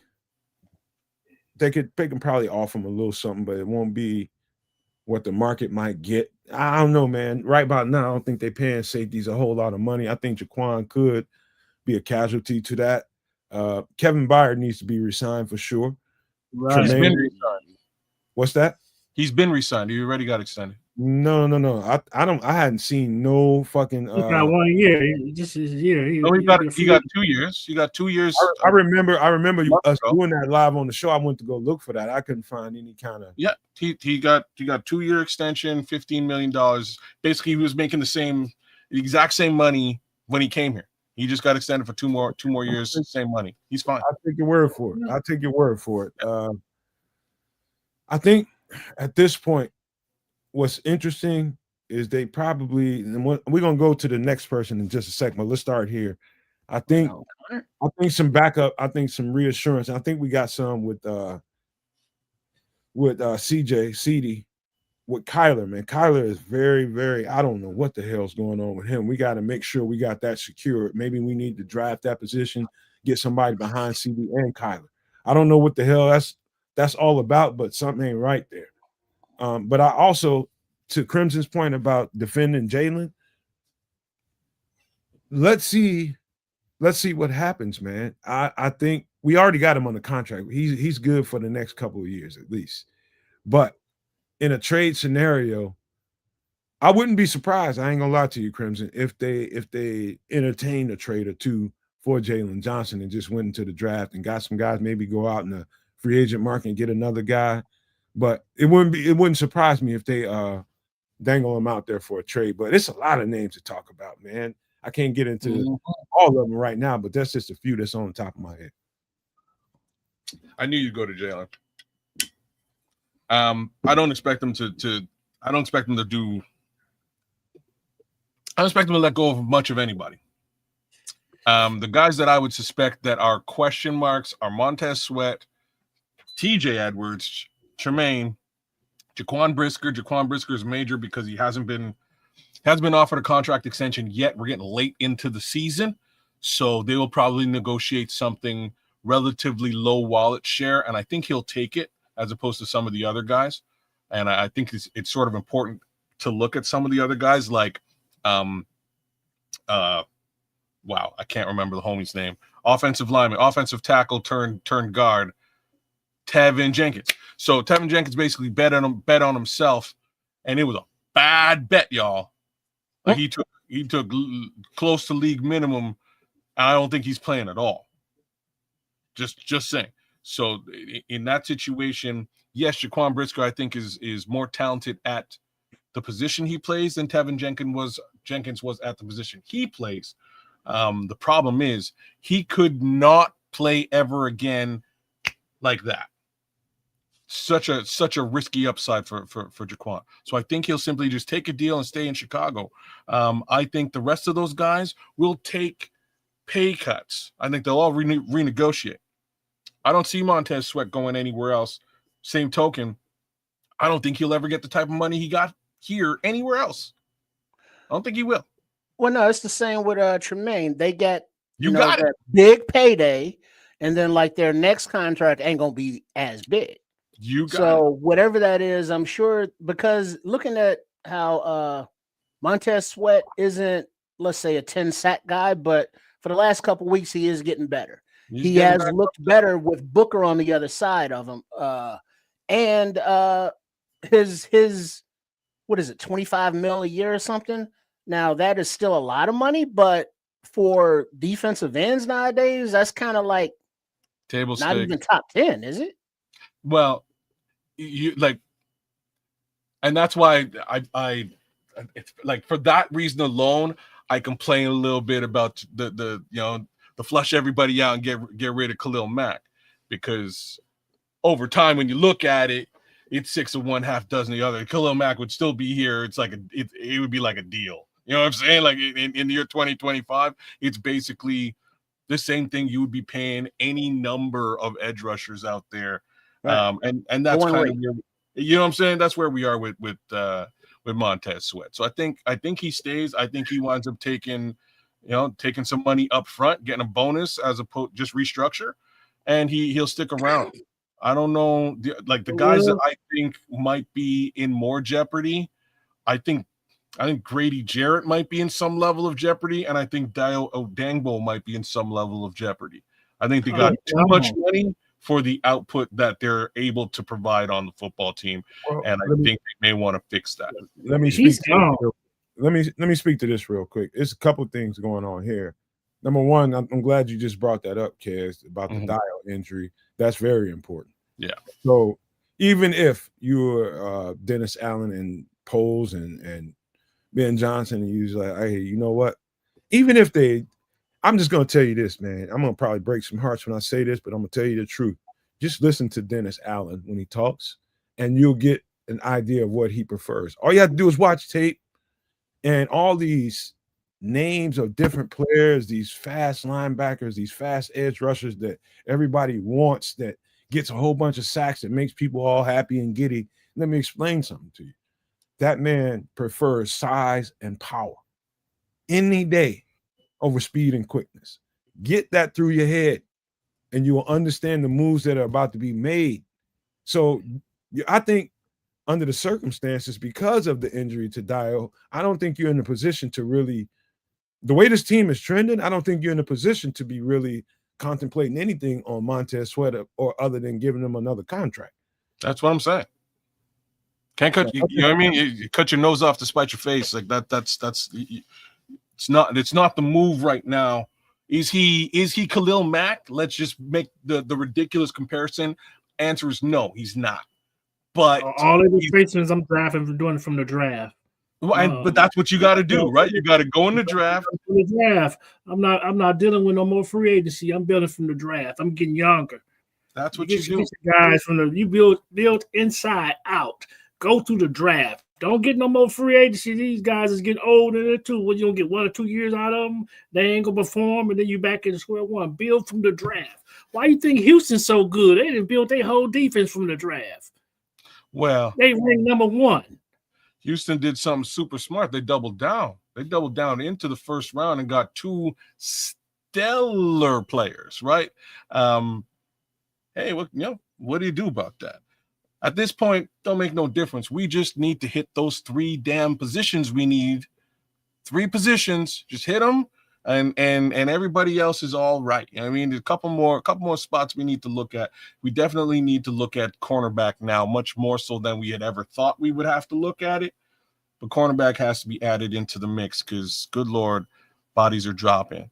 That's that. Built through the draft, but as far as who may leave and who may stay, I think most of these guys stay. They restructured DJ. He ain't going anywhere.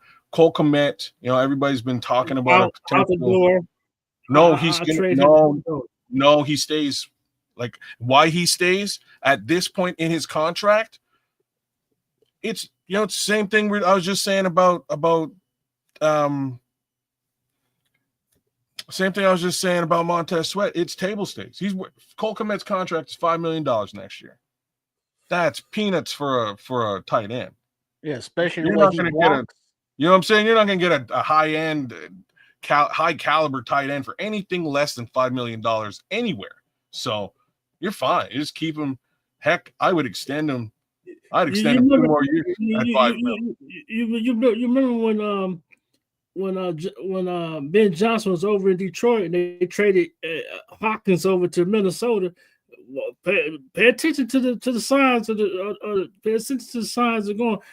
But I did. Cole Kmet gonna be gone. He's gonna be gone. He's out of here. I thought exactly the same way as you, Terrence. But that move would have happened already. So if we compare it apples to apples, they went and they got themselves what's his name? They got their tight end, the young tight end. Loveland? And they got Detroit. Detroit got their young tight end. Yeah, Laporta. Thank you. So they went and they got Laporta and moved off. They moved Hawkinson off. That was their move. We went and we got Colston Loveland and we retained Cole Kmet. I think it's a different flex because the money that we're paying ain't big money. They wait for him to come along. Remember he had the concussion. He had a little minor procedure. That's why he wasn't playing. Now he's coming back. Cole Kmet gone. Okay. My wide receivers, for one, the one who keep dropping the ball, he's gonna be gone. I'm moving. I think we can all. I think we can all agree on that one. Full. I think we got. I don't know how we got into postseason talk, but let me reel this thing back in, man, because there's some things on this injury report that need to be spoken to. Number one, I'm glad to see Dominique Robinson coming back. He's got a limited practice. Let's see if that amps up to a full practice in the next day or so. Looking forward to that. Tyreek Stevenson, man, he's playing out there. He's playing injured. And I know he's going to rebound for the last couple of games. He's just been leaking a little bit. I watched that on the tape. He is definitely ball watching, and that's costing him a little bit. Just watching the quarterback a little too much and getting out of alignment. And for a DB thing, that's like the worst thing you can do is get yourself out of step and out of alignment because you're watching the ball. And that's the kind of thing that makes a coach not want to call zone defenses as much when you got a good, talented player like that. And on tape, you keep seeing this guy looking so many times and letting guys beat him on leverage, man, and guys are getting behind him. And that's his problem right now. It's very, very easily fixed. And I know he will. I guarantee Tyreek Stevenson will have a much better game in the next couple of games. He's just got to be consistent about it and stop. He wants to make plays. And so that's the problem I see with him right now, is just him and in that contract year wanting to make plays. He's probably doing a little too much. So I just want to say that about him. DeAndre Swift, hopefully he'll be able to play again. Hippolyte, I'm glad to know that he is going to be able to go again this week because I thought he might have been injured for real. So it's good to know about that. Would love to see Josh Blackwell get out here and get some run out there, but I don't know where he is with this team. But obviously he's not even cracking rotation as far as the slot corners go. He's the very last on the depth chart as far as the corners go, and that's surprising to me. Josh Blackwell? Yeah. Well, first off, he's got a concussion. Well, even before that, when Kyler Gordon went down, we was like, oh, that means Josh Blackwell is coming up. Nope. Nick McLeod, his busted ass. And while He Blackwell is should be just starting over right, relegated shouldn't he? special teams. Blackwell should be starting over right, shouldn't he? I think most he's of us more slot corner than he is boundary corner. It's that one's a hard question to answer, because I'm gonna say this out loud and you guys can hate me for it later. I know Nomad will love that I said it. He played really well in the slot. He did, except against Amon-Ra St. Brown. That first game against Amon-Ra St. Brown, he looked like he was lost in the desert. He didn't know what he was doing. But outside of that game, he played really well in the slot. Once they moved him out to the actual corner position, oh God, no, get him off the field. He's not a good corner. He's not. That's my take on the right situation there. I think now that CJ's here, to make matters worse, he's definitely in front of Blackwell in that spot. And I think he plays that spot. He plays it different than Kyler Gordon, but he plays it very well, right? He does. So you want to keep CD there. And if that's the case, what do you do with Blackwell? I don't see Blackwell really getting on the field on the corners. They don't. So who the good run stoppers? So we got to stop the run this week. If we don't stop the run, because that quarterback was tearing us up, the Giants. He wouldn't have got hurt. We probably would have lost that game. I would speak to a little bit of this cornerback stuff. The funny thing about us wondering about why Josh Blackwell hasn't got no run, and in the situation that we're in, you expected to see him out there. Just like Tripp said, you thought he was going to be the first one up when it came to replacing Kyler Gordon. But all through camp, all you kept seeing was Nick McLeod in those situations when Kyler couldn't go. You kept seeing him, and you have to believe what you see if they're confident in Nick McLeod and putting him in there in those situations. Here's what some of the stuff that happens with a cornerback, especially playing slot. Like if you're one of those guys that is really, really good and sticky in coverage, that's one thing. And he is really, really good and sticky in coverage. Josh Blackwell is. Now, when it comes to run defense, shedding blocks consistently, when you got big dudes on you, when you basically playing as another linebacker. And so when you got big dudes on you and you can't get off those blocks, coach is going to see that as like, oh, no, he's going to make our run game leak. We got to look at other options. And so when you start talking about Blackwell and why he hasn't been on the field, you got to consider that part too. I know he's sticky as shit in coverage. It's just the way he is. I've seen enough of his tape to know that. But in the run game, can you get off those blocks and make the tackle in the hole like you need to? That's something they probably seen in practice that's inconsistent. And so that's probably making him kind of descend on the depth chart. And he's definitely less of a boundary corner than Nick McLeod is. Nick McLeod can probably play that boundary corner better than Josh Blackwell can. And so you got that kind of dynamic going on, man. It's a hard job playing slot corner, especially the physical part of it. You got to be fucking relentless about keeping people off your body. Because once a lineman or a running back or a tight end locks onto you in that slot, they're gonna ride you all the way out the play. So that's the aspect of that part of the game that I think people should know about. And if you wonder why he's not getting on the field, that's probably one of the reasons. Well, tough one for Mr. Blackwell with the concussion on top of that. So there is that. Shout out to some of these heads who jumped in the chat. Blanco Spirito. Yes, sir. So pass rush is going to be more important this week. Let's talk about Jalen a little bit before we get out of here. Let's just avoid what might happen to him in the offseason.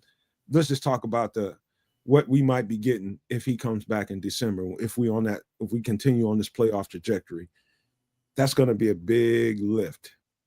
Also, Jalen, even when healthy, the same thing with Asante Samuel.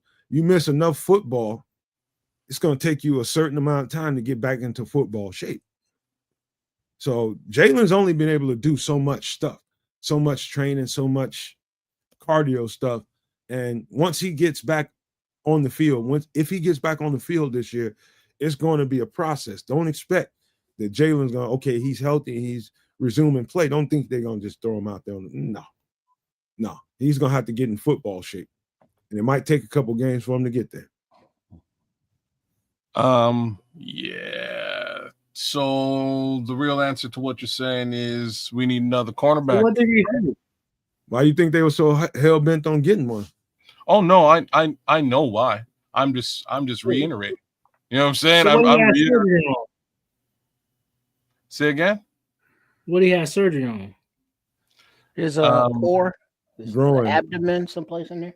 I think Abdomen, it's groin. something. He pulled a bunch of stuff. Groin was already in turmoil. He just came off a groin injury, and then he pulled something else, like maybe his abdomen. I don't know, but he had to get stuff corrected. And the stuff that he got corrected is not going to be easy for him to just jump back on the field and continue to stay in football shape. It's the surgery. He's going to be out of commission for a while, and once he's ready to go back on the field, much like Asante Samuel, it may still take him a couple of weeks to get back into some level of football shape. So that being said, we need another corner. So I'll throw the name into the hat that I've been throwing into the hat, and that is Stephon Gilmore. I think you go get Stephon Gilmore, you pay him, heck, you give him 2 years, low wallet share, $5 million, two per year. You know what I mean? In 2 years, bring him back. Isn't he like 40? Well, I don't know. I don't know if it's going to He's be old. Stephon Gilmore, but they need to sign somebody. Well, Wait, sign. Oh, you mean just like for the rest of the season, just sign a free agent cornerback?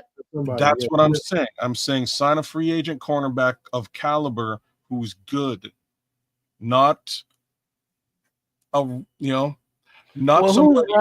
free agent caliber cornerback who's good, and you mentioned a 40-year-old. There's some guys out there. No. But that's why I mentioned a 40-year-old. Like there's not a lot of guys out there who are just not. It's a few. Well, what about Carl Fuller's brother? Talking about his first name starts with a K. I know you're talking about. There's a few guys. Kendall Fuller. There's a few guys out there. You'd be surprised the names you see out there, but there's some guys out there. There's really not that many. But I think Sunday's game is good. It'll be a pretty good stress test for the Bears defense. If we run into issues, how do we feel about this group? If we have to replace somebody, if somebody has to come in for an extended amount of time, how do we feel? But I think they were right to go after Asante Samuel, and I don't think that. Don't be surprised if you hear about some workouts early in the week, and they'll bring in somebody, man. I think you definitely need a body. Well, you need a body, but you need a caliber body, and you also need him to be at a decent price tag considering what you've done with your cap. Like those are the other ramifications here. And that's why I'm saying a 40-year-old guy fits all those molds. Who's been a multi-time Super Bowl caliber player. He fits all of that. All right. He's going to come in. He knows how to play the sport. He's a veteran. He knows what's going to be needed in these defenses, and it ain't going to cost you an extended amount of money or for an extended amount of time. Hey kids, remember last week when I was telling you guys at certain points in the season, especially certain points in the season, there are guys in contracts with teams that the shit ain't working out very, very well. And sometime after the trade deadline, some of these guys will ask to be released. And you know what I mean? And whatever they have to do contractually, they'll do behind the scenes, and they'll become free agents, and teams will release them. It just didn't work out with that system. That just happened to Juan Thornhill in Pittsburgh, a safety. One of the better safeties to me in the league. He just didn't work out with Pittsburgh, but I think he's got connections with Poles. And I know he's a safety, and I know that's outside of the conversation that we're having right now. But that goes to the point I was making with you guys that sometimes that happens. You'll give a team a run, a team will give you a run, and if it's not working out, you will mutually agree to part ways. And that just happened to Juan Thornhill, to me, one of the best safeties in the league. Yeah, I was surprised when I seen that myself. I'm just saying that's a bit of a pipe dream though. You know what I mean? You can't really bet a potential playoff berth on. There'll be more of those happening. Oh, you know what I mean? Okay. Right, like you know what I'm saying? Like this is I'm sure there will be more, but will it be at the position of need? You got Miami, you got Las Vegas, you got teams that have players that be like, hey, you know what, can you just release me? You know, I thought I was coming in here, this shit was gonna go somewhere, but it didn't work out. Can we just mutually do the best thing and for us together? You know I'm trying to do the best thing for you all, but can you do me a favor and let me out of this contract so I can go play for somebody else? That's gonna happen. I told you it would. Yeah. We'll have to wait and You see. want to play for somebody that's playing for something. Mm-hmm. So look out for the waiver wire in the next 7 to 12, 15 days. It's going to be guys getting gone. Because I don't see nobody. I would not see nobody who want to play for Ben Johnson. It's just that bottom line. Because the way he got his team fired up, he doing something Flus ain't never think about doing. He get on the podium instead of calling mugs out. He cover his butt. All right, that's the reason why. Yeah. Let me. I gotta mention a guy, Terrence. I apologize, bro, but before I forget about it, I gotta mention a guy watching film. That's really, really, when I say stuck out, there's a lot of people getting a lot of praise for what this offense did. You know, we struggled at a certain point, but when we was effective, we were effective on the ground with Swift, with Monangai, in the air. Let me tell you something. You know who has been balling his ass off outside of Darnell Wright? Fucking Jonah Jackson has been a beast. You understand me? Yeah. Jonah Jackson, and I heard a lot of slander about him early in the season when he first got here. Well, yeah, he was horrible. Yeah. All that. I mean, it's not slander, it was true. Well, listen, man. Let me tell you something. When it's right, it's right. He was just struggling at the beginning. I told y'all that. He was going to get right, and he is. And I'm telling you, he is tearing shit up. You won't hear nobody this week talk about pointing out Jonah Jackson, but I'm going right here on the Nomad Network tonight. Give that man his flowers. You don't believe me? Go watch the goddamn film yourself. He is a beast right now. Well, actually, spoiler alert, there's a premiere happening at Sports Chicago Style at 12:30 after Extra Sauce. And Coach Tripping did shout out Jonah Jackson as well as other offensive linemen. So he has been recognized, and he is much, much better, as is the offensive line in run blocking and pass blocking. So, yeah, Jonah Jackson and his, not twin brother, but twin brother Darnell Wright is playing at a Pro Bowl level. Dahlman is much better. Tooney's just Tooney, and even Canadian Eagles pitching in. So the whole offensive line is much more gelled than they were obviously earlier in the season. So, give them their credit because, I was also very critical of Ryan Poles. It's like, dude, this is the offensive line you came up with after these trades and signings. And for the first few weeks, they were hot garbage. But they've gotten better as they've, gotten used to each other, to the system, and they're growing.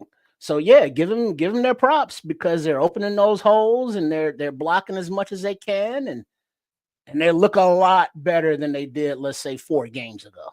So no man. So what you saying, Jonah and Wright? So that's what the Bears need to burn that running game at on that side. Then, if you watch the tape, you'll see much more hay coming from that side of the field in the running game than on the left. I'm not saying that they don't execute on the left hand side; they do, but much more effectively on the right hand side. Them dudes are getting on cats. The combo blocking from Jonah, from one level, he's getting on one guy, getting to the next level, And the big runs that we've seen on the right side, you can attribute them all to Jonah executing in the combo blocking, getting from one level to the next level, getting off of a lineman and getting to a linebacker, springing Swift, springing whoever. And I'm telling you, man, it was beautiful to watch, man. That's the stuff when you hear Ben Johnson talking at the podium about how well this offensive line is coming together. I just get a little like early in the season when people jump to such broad conclusions about, oh, this is trash, they trash, and we spent too much money on them, all this old shit. I'm like, damn, dude, give a chance to tell. So no mess and kids and Trip is what I come to realize that this is gonna be the week that they put everything together. It's gonna be clicking on all cylinders. I got a feeling they're gonna beat the mess out of Minnesota. It's overdue. They got something to play for. They're 6-3, right? They tied the first in the division. You got something to play for. Then you're gonna turn around and kick Pittsburgh ass the next following Sunday. And then you might go around and pop Eagles off the way they played Monday night. And then damn or Green Bay fear me. Well, I feel a little bit differently about some of those things, but I'm looking at 9-3. Oh wow! All right. I'm looking at 9-3. I gotta keep us funky right now and get this off the screen. And let's get to this Vikings matchup. We got about 10 minutes to let's cover this, man. What do y'all feel about this Vikings matchup post that first game and where we are in the season right now? And I do agree with Ben Johnson when he said we're a completely different team than we were the first time we met them, and so are they. Right. I was just gonna say. So let me give the two synopsises here. Synopsis A: the Chicago Bears, sometime after that Minnesota game, found belief in their locker room. There's belief in the head coach. There's belief in the abilities of the skilled players and the defense. There's belief in the young quarterback. That goes a long way, and we've seen how far it can go. The Minnesota Vikings, on the other hand, were a pretty hurt squad when we saw them the first time around. There was no Justin Jefferson. There was some hurts going around. And to that degree, we kind of thought that we might have the upper hand. There was pain, there was hurt, there was a rookie quarterback. That quarterback's no longer, quote unquote rookie. You've seen the better part of the season now. He's got a better idea as to what he's doing.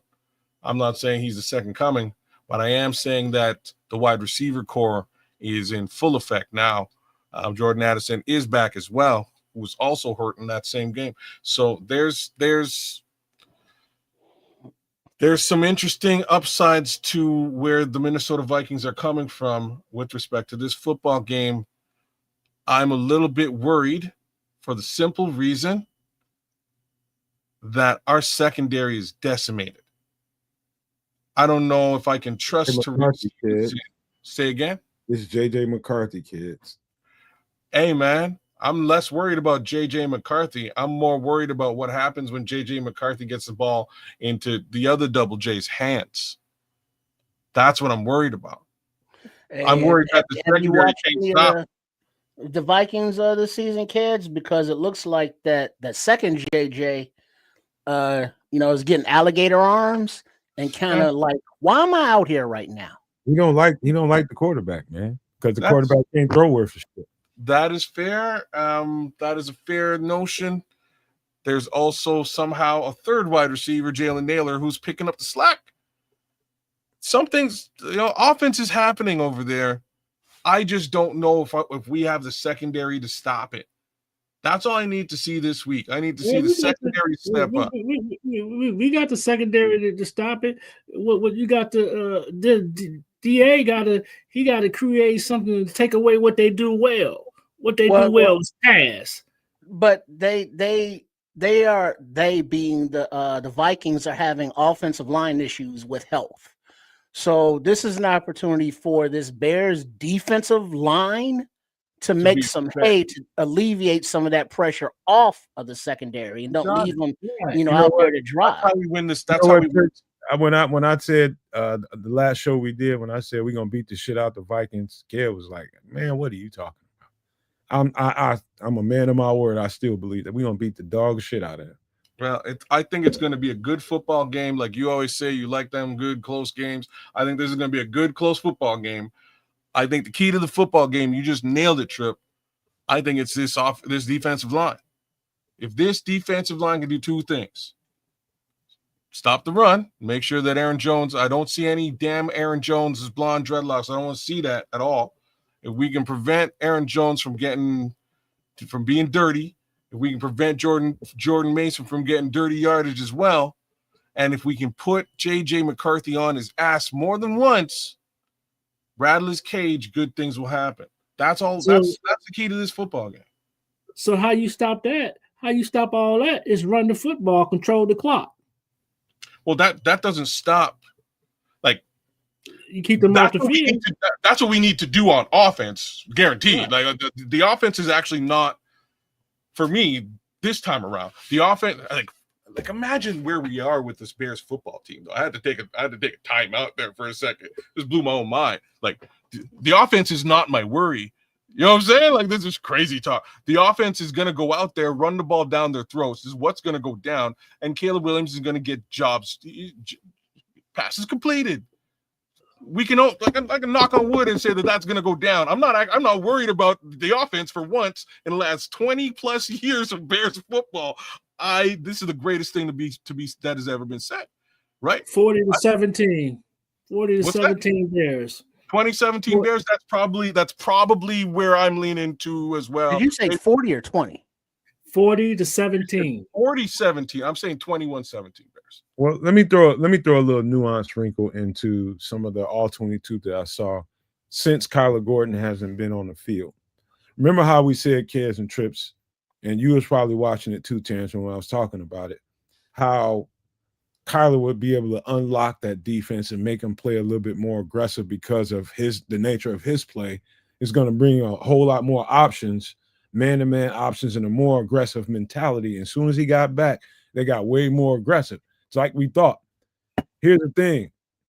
When I watched the all-22, what I kept noticing was like Dennis Allen's a little unsure with all these replacements out here, man, and he ain't as aggressive and as especially early in the game as I thought he should be, and he's playing a lot more zone coverages than he probably should, and that's just apprehensiveness because you got dudes that's playing.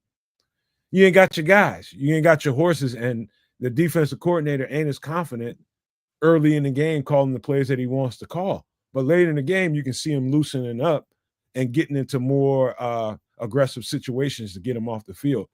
That's an ongoing thing since Kyler's not in there. At some point, Dennis Allen's going to have to be confident in the dudes that he has out there and just let it rip.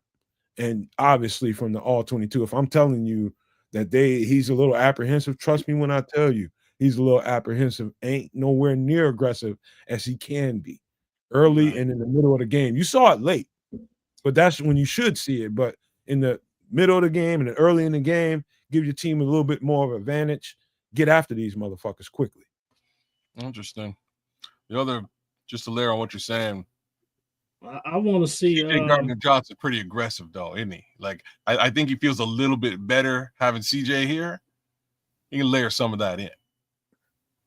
It's something that I want to see Chicago do when they play Minnesota. Is at times go to no huddle offense. Don't give Fur to set his defense.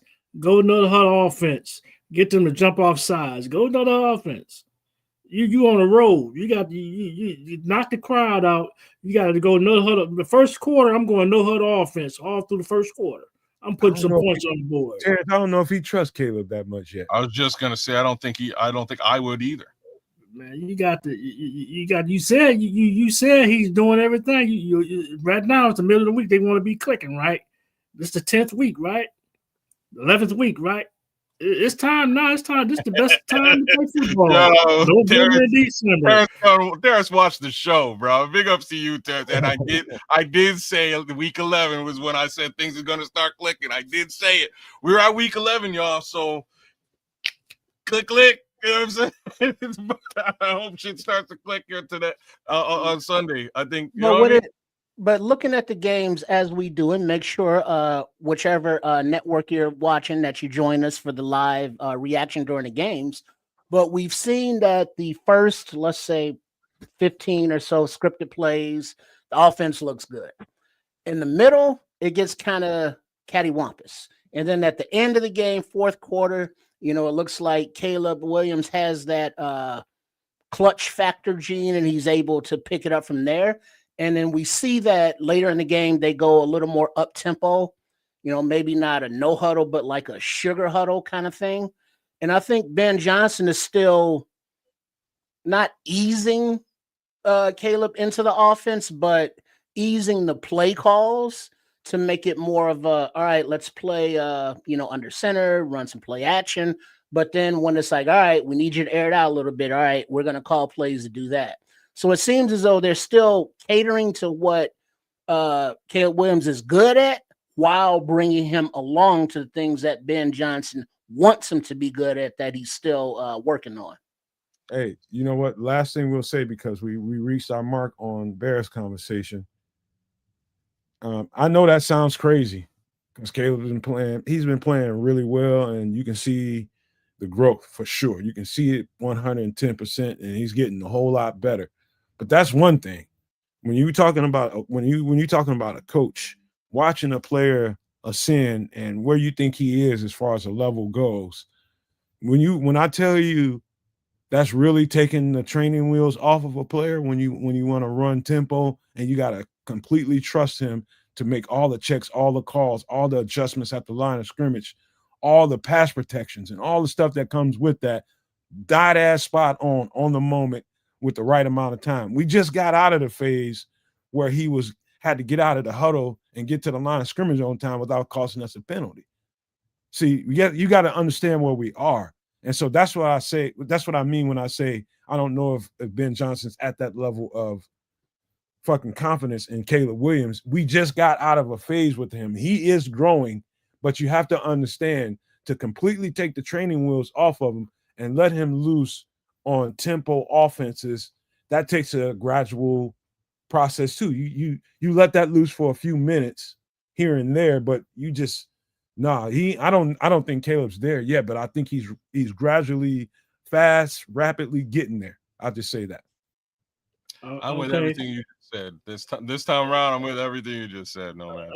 Okay, so what you do, no man? Okay, the first quarter. If Bears, I want them to see receive if they win a toss, receive the ball, go down and punch Minnesota in the mouth. I'm going downfield to Burton. First play. I'm using the speedster. You put him out there. He deserves to get his time. He getting the ball. I got to throw the ball to him at least 20 times. The boy, he doing more than what Hakeem did in 50 snaps. He only had 22 snaps. He got 200 and some yards. That boy deserved more time. I'm going downfield. I'm getting Fleur out of that blitzing mode and open up, and that's where the passing game can get loose. Go downfield, first play. Touchdown, first play. Because they secondary is weak. They got a weak secondary. You see what Baltimore was doing to them? Well, before anybody responds to him, I'm trying to pace this show the right way, man. I know we can be talking about the Bears for the next 2-3 freaking hours from now. One last thought about the Bears, just make it quick before we get into other things, man. Yeah, I just wanted to finish where Terrence was. I agree with the Luther Burden take.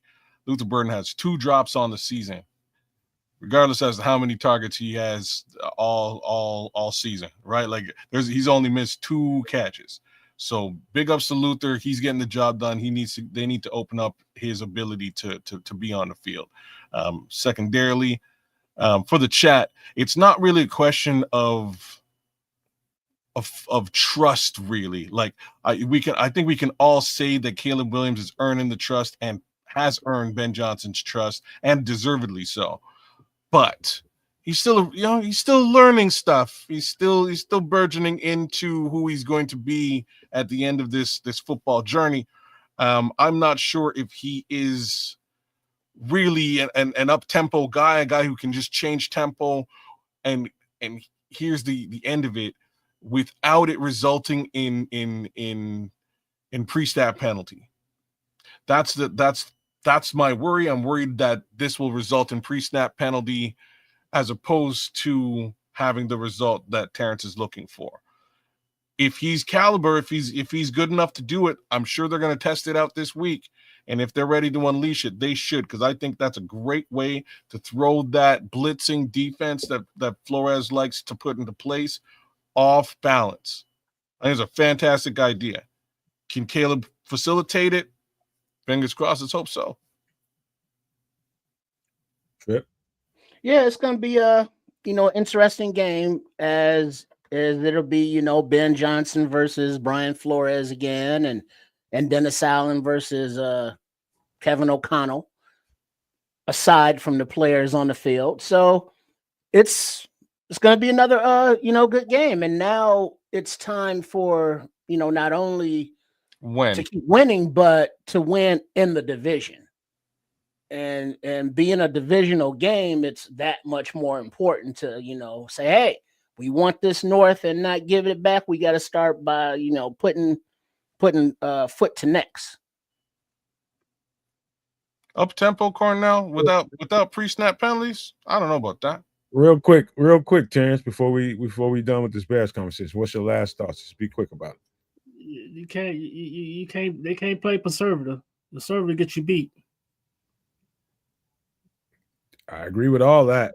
I'm just gonna reiterate what I just said, and it's again, I'm going back to the phase, just watching his progression, talking about Caleb Williams and watching where he's gone from preseason to now. Remember how everybody was all up in arms about, the pre-snap stuff and him not being able to get in and out the huddle on time, and how I kept telling people, like, hey man, give him time. He's got to learn. And that kind of stuff, it just takes a certain amount of repetition. So he just passed that phase.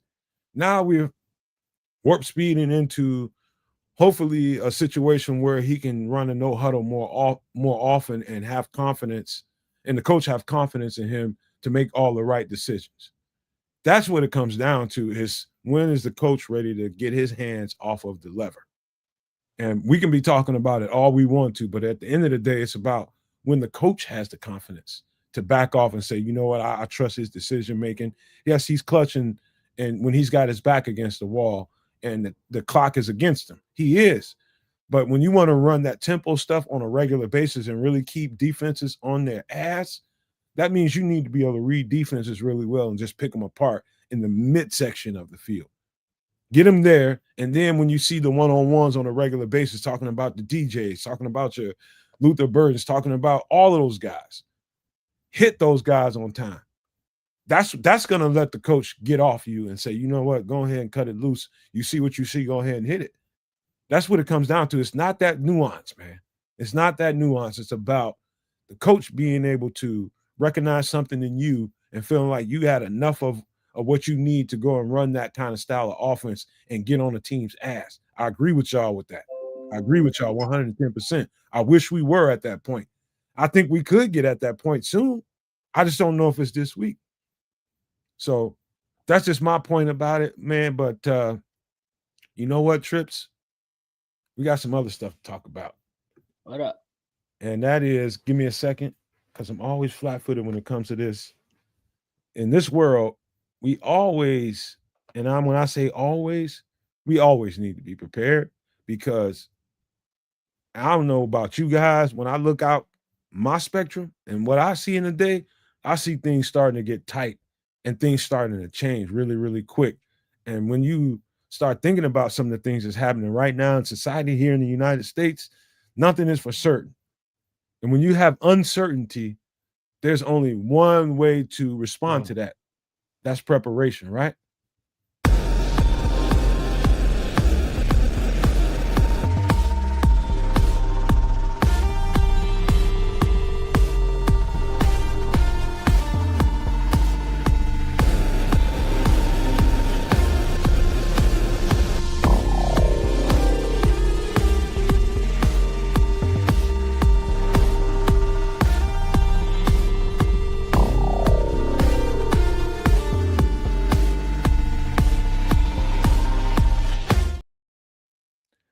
sometimes I think you all think we just do these things just to have extra content on the channel. I don't know where everybody's minds are at. All I know is this, man. Kids and Trips mentioned this probably a week ago, maybe 2 weeks ago, and said we need to talk a little bit more about this. And I agree, man. And this is something, just imagine a scenario where you're in a situation where you're inside, you've done everything you need to do inside, you've covered all you need to do, and you've been safe for a certain amount of time. And after a while, your water's run out. And you got to go outside the house at some point. And when you go outside the house to go get water, this item right here, this water filter straw is more of an item for your to-go bag when you have to be on the move. Let's just say, Trips, you were in your apartment, but you need to go and fetch your sister because you know she's in the tight spot and you got to get on the run and she's quite a ways away from you, but you need to get there. How do you get there when you have to go stop and you don't have all the supplies you need? You had to leave your home. How do you do that? Yeah, she on her own. She married. I'm just saying. But yeah, these water straws, not water straws, but water filter straws, they are for emergency use only. So it's not something that you have and you can just use it forever because the filtering inside of it gets dirty. And so you got to change it out. And so I don't know how many uses each one has, but considering that the human body needs water, and if there are no clean sources of it, you got to drink what you got to drink. So one of these filter straws will come in handy, but if you absolutely have to make your own, you get a 2, what do you call that? Two, not 2 gallon, but 2 liter, like a pop bottle. And then you can cut the bottom out a little bit, and then you put in with, like, if you have simple materials like charcoal, crush it up, sand, gravel, and very small rocks, you filter it yourself. But this straw is much more handy, much smaller, and much more portable than that system is. So, what is it, on $15 wherever you order them? That's just something that hopefully you never have to use. But if you do have to use it, it can and could save your life. By the way, just a pro tip for anybody that didn't know, in these situations, if you're on the move and you need to get water, the last thing you ever want to do, I don't care how good these straw filters are, they call them life straws and different products. This is just this product. Never, ever stop and make your only choice be some standing water. Never, ever do that. You always go look for something that has a current, that has a flow. Never, ever, under these circumstances, do you try to drink out of still water, standing water, ever. Well, that's just a great statement. Can you elaborate as to the why? I thought everybody would know that stagnant water is just a cesspool for poisons, bacteria, because there's no flow. Everything that is in there is just staying in there. Insects, not dissolving, but what do you call that? When these and everything, parasites, decompositioning. Yeah, there you go. And so the flowing water keeps a stream going. So you have flushing of the contaminants. And like Lord Crimson is saying, it's a gradient of rocks that I was mentioned before. So they get smaller and smaller and smaller so that you're filtering out some of the toxins or whatever's in there that you don't want. So, but the still water is basically just dead water. I mean, it's just not something that you can filter good enough to drink. So you need to find something that's flowing, something that's moving. Right on. Just wanted to make sure the folks had an understanding of that. The other one is like, sometimes people piss in there. All right. Just going to be completely frank about that. And when I say people, it's more than likely animals, wildlife, etc. That's the word I was looking for. It might be me. Maybe it's me. It might be Trip. You piss on doors and shit. There you go. So That's, you that's, Don't eat the yellow snow. You be all right. that's see? something right there. Let you know that you got to do it for emergency because that'll damage your lungs and all that. Yeah. Yeah. They'll But give you cancer and all that type of stuff. Mess your whole throat up. yeah, so you definitely want to find it. You definitely want to find running water somewhere if you can and utilize that. Setting up an actual filtration process is a pain in the ass. You're gonna need you're gonna need fire among many other things to create that type of apparatus. I don't remember what it would all entail to actually filter, but I believe a couple of tarps would be involved, some water. Yes, I might be throwing shitty diapers in the pool as well. Hey, you shitty human. You Hey, shitty. man. fucking Hey, sin- man. You shitty. You probably would, kids. I believe that. I might. If there are diapers floating around in like the zombie apocalypse, beware. That greenish yellow smear. Yeah. That's right. You know what, man? That's the best right there. That'd be an awesome zombie movie. That'd be my special's anti-zombie move. These straws again.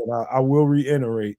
These are typically for people that have to move under certain circumstances. So I want to make a point. Any other thoughts, Terrence? We didn't get your thoughts about this. Any thoughts before I move on? No, get yourself one of these real talk. I think everybody should actually have one. $15. It ain't gonna kill you. That's a meal at your local store, and this is a meal that'll save your life for an ongoing basis. So I would definitely suggest folks get themselves a life straw or a military cart as per this particular version of the solution. And do make a note to investigate how many drinks or how many gallons or however much can safely be filtered by this device. Yeah, And eventually. if you have this device, I would assume that they also sell filters that go along with it. You got it. Yeah. Well said. You can get these singular for $15. You can get them doubled for about 30. You can imagine on down the line. You can get, depending on what you want, man. It's good to get several of these. If you can, several of them, because one, if you don't have filters, you can probably put that thing in a pond or a river or whatever it is for about I'd say a good week, 2 weeks maybe, and that's probably being rich before you need to replace that filter. It's a lot of sediment in that shit, and you need something else. So why do we talk about these things? Did I run over you, Terrence? Did you want to speak on this? Man, that's a good idea. That's something for emergency only to have something like that. Like when you stranded somewhere, lost somewhere. That's what you leave. That stuff you got to constantly change that. That filter will fill up so bad with all kinds of stuff. Yeah, you got to constantly. Yeah, that's for emergency only. That's a good idea. Everybody should have an emergency pack. Put that in an emergency pack, a gift pack. All right. Well, the reason why we talk about stuff like this, I don't know if you guys pay attention to NOAA, the National Weather Agency. So there's been this happened, in the last few hours. As a matter of fact, today there was a massive solar flare on the G4 level. And in a minute, if you guys want to, I'll take you to NOAA and let you see what a G4 flare means.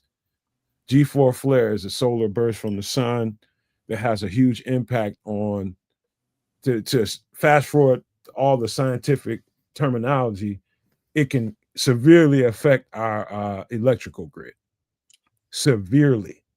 And that big, huge coronal mass injection of power just hit our solar system in the last let's say the last 8 hours, I believe. And it was massive. Today, I felt the difference. I've never had a problem getting on YouTube ever. It took me a half an hour to get this thing through buffering. And I knew right away, because I keep up with this stuff, that it was something related to that. I don't know if you guys felt any disruptions whatsoever. Tell me if you did. Did you get not a one? Okay. Yeah. It could have also been Keza Canuck throwing dirty diapers at the cell towers, but all right, let me show you before you guys get too silly. Let me show you what this looks like. Give me a second. Let me pull it There up. were the Northern Lights last night. Oh, that you guys could see in where you were at? Yeah. Yeah. Crazy. The Aurora Borealis. Aurora Borealis. I love her songs. Yeah, she's good. All right, hold on. I just pulled it up. So any one of y'all, can y'all see this? Anybody You feel got free the to solar flare in front of it. You got to pull the solar flare down. my bad. Hold on. Yeah. My bad. Anybody feel free. Let me blow it up a little bit so it looks a little bigger. Anybody feel free to read it if you feel in the mood to be doing some reading. Well, I can read it if you can enlarge it. I will. I'm gonna enlarge it right now, brother. There you go. Okay, it's as big as I'm going to get it. So current space weather conditions on NOAA scales. G4 severe storm levels reached. Severe geomatic storm alert. A geomatic storm is strengthened and reached G4 conditions as of the 12th of November at 1:02 UTC. Key messages. What is a severe geomatic storm? A major disturbance in Earth's magnetic field, often varying intensity between lower levels and severe storm conditions over the course of the entire event. What you should do. The general public should get properly informed of storm progression by visiting the SWPC webpage. Those under or near the 30-minute predicted auroral extent can look for the aurora if at night, and should weather conditions permit, possible technology effects, infrastructure operators, and authorities have been notified to take action to mitigate any possible impacts and for situational awareness. Possible increased and more frequent voltage control problems, normally mitigatable. Increased possibility of anomalies or effects to satellite operations, more frequent and longer periods of GPS degradation are also possible. Okay, so this is Big G4 severe storm levels have been reached, and this is your NOAA alert. Yeah, that's what the sky looked like.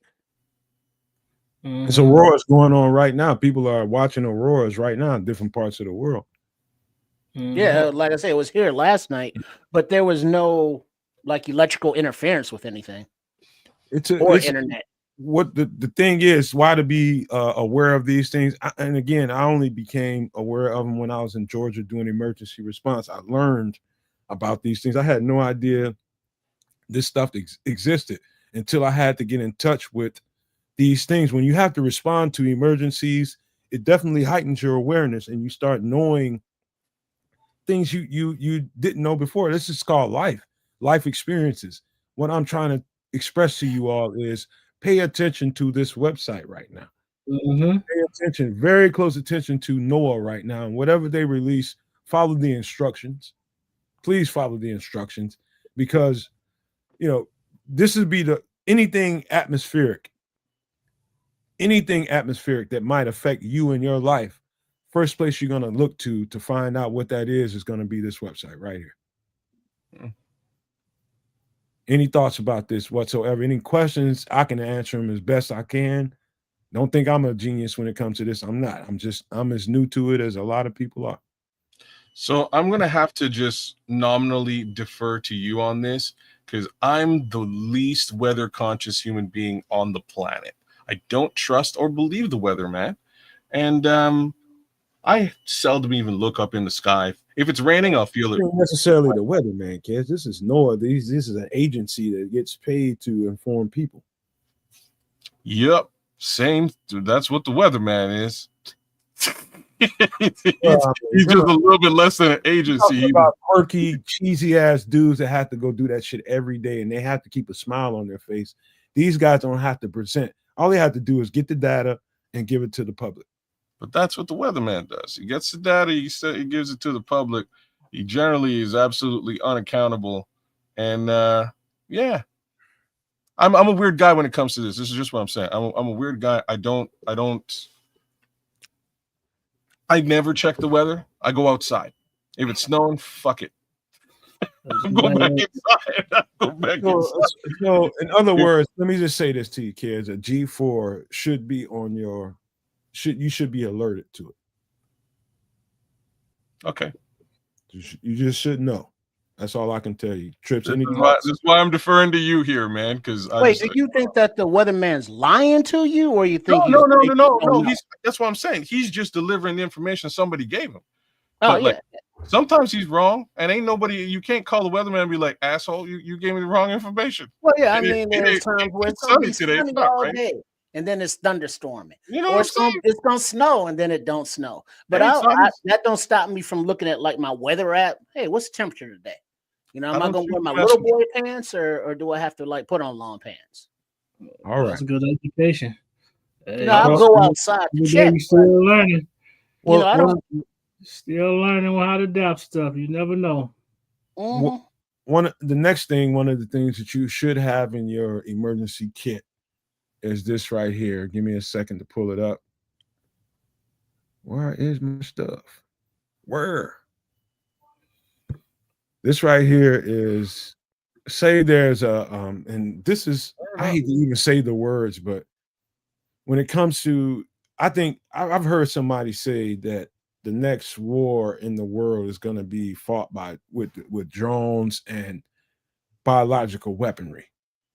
And so with that thought in mind, when I hear things like that, it doesn't make horrible sense to me. It makes a lot of good sense to me. You know, things could happen, you know, people releasing dirty bombs and all kinds of different horrible chemical agents to the atmosphere. And all of a sudden, you going from a normal life, and you all of a sudden need to do something to keep yourself safe. And in that kit, in your emergency kit, this is one of the things that is a necessity, and it's inexpensive as hell. This is a half-face respirator with filters on it. There's a whole face respirator that I guess we'll do another time if we feel the need to. But the most important thing here is the filters. So anybody want to take it from here? I think this is pretty self-explanatory. Yeah, you never know what the quality of the air is. You know, the weatherman can't tell you, but he could be lying or mistaken. But you never just know what if an event happened and there was some kind of fallout and you needed to protect your lungs, you need one of these. If you are someplace and a building's being torn down and there's asbestos in the air, you need one of these. The human lungs are very, very sensitive, and irritants, pollutants, not even poisons, need to be filtered out. You know, this is more of a, not industrial, but more of a higher quality, higher grade than just like a mask. But anything that, you know, can protect you, you need. And then also with these respirators, like the right here on the screen, it says, you know, how much the filters are. So, you know, much like the emergency filter straw, filters need to be replaced, you know, just like in your house or in your car, anything else, because once they fill up, they're not as effective. So, you know, this is something that is a little more advanced than your typical go bag, but still something that is not expensive, is small, and something that is useful given the right situation or the wrong situation, depending on how you look at it. Keith Harris, that's brilliant. Remind me of that movie Birdcage. Listen, But yeah, this is I love good. Birdcage. You gotta. This is one of those things that I think we should all, at this point in life, after seeing what we've seen over the past 5 years, I think we should all probably just buy into this too. Get one of these. Make sure you got one and you got some filters and you're straight. And you don't have to go worry about all the other stuff in case of wild biological airborne bullshit. Let's put it that way. And then, but don't get too reliant on this because it will filter things, but it's not a cure-all and it won't filter everything. Gives you a chance. Right. It Give gives you you the opportunity to maybe get to a safe place, but you need to, research how long can I wear this safely before the filter needs replaced. And also something that you should really look into if you decide to get a lot of these items is how to make your own filters. Because if something happens and you're using this in an emergency situation and the grid falls off or there's no commerce, you're not going to be able to buy more filters, but you will still need to use the straw and or the respirators. So whether it be getting coffee filters and rigging them up, or figure out a DIY way of making your own filters. The chat's great tonight, man. So Keith, don't be posting, just talk. I can talk without posting. So Keith is saying, can I rig it to inhale some high grade cannabis? And he's laughing. He's like, I'm gonna buy two, one for proper use and one for recreational. So he's ready. Well, no, this is they would filter it before it got to you to inhale. What you want is a full face mask, and then you want to into that way, and so you're all up in there. Didn't you see what was the movie? Not Full Metal Jacket, Platoon. When they after tracks when they were partying, he blew it up in there. Yeah, that's what you want. That's a full face respirator. This is a half face. You're right. Yeah. I've done it with a full face. It works very well. I haven't. So rumor. Rumor has it. Thanks. And Patrick Higgins is saying the pink one's for Caleb. I had to put it out there. It's kind of well. Hold on. Liberty Sound is been prepping for a minute, and this is the second time that he's mentioned Sawyer filters can filter hundreds of gallons. This was talking about the straws, and they can be backwash to clean, meaning turn it around or to blow all the contaminants out and turn it back around. What you're talking about? That's advanced shit. What's that? Mm-hmm. That's it. You got to get a little more into prepping to get where I'm just trying to. Hey, look, I'm just talking about cleaning the filters. I'm trying to slow walk them. They just a bunch of cut ups in the classroom right now, but I'm trying to slow walk them there. But this is very important. Here's something I will tell you all from doing emergency response. Being the person that had to wear these things on a regular basis on all kinds of different emergency jobs that I had to do. That's one thing. This is another. What I'm about to show you right now, these are Thai Kim suits. I don't know if you guys, I know everybody, it probably looks like somebody painting your house in these suits. These suits, that's not that. That's a Thai Vec suit. Somebody that comes in your house and starts painting. Somebody comes into a moldy house and starts moving. Those are Thai Vec suits. These are Thai Kim. The reason why the Kim is on the other side of it is Thai chemical. These are the suits that you wear when you're dealing with chemical properties. And the best way I can describe this single suit for $65 on the low end, this is probably some bullshit material. These are kind of pricey. But the thing on the other side of it is an encapsulated suit that runs you about $330, and rightfully so. These are the suit on your right. God forbid you ever see somebody walking around your jurisdiction with one of these on. Because if you see one of these things on the street, something is bad.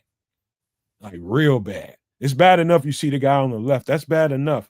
Like say you get a train derailment and a bunch of chemicals spill out of a train and they start telling neighborhoods to get out of this jurisdiction because there's some bad stuff coming out of this train, that they were carrying some bad stuff. Get the fuck out and just listen to what they're telling you.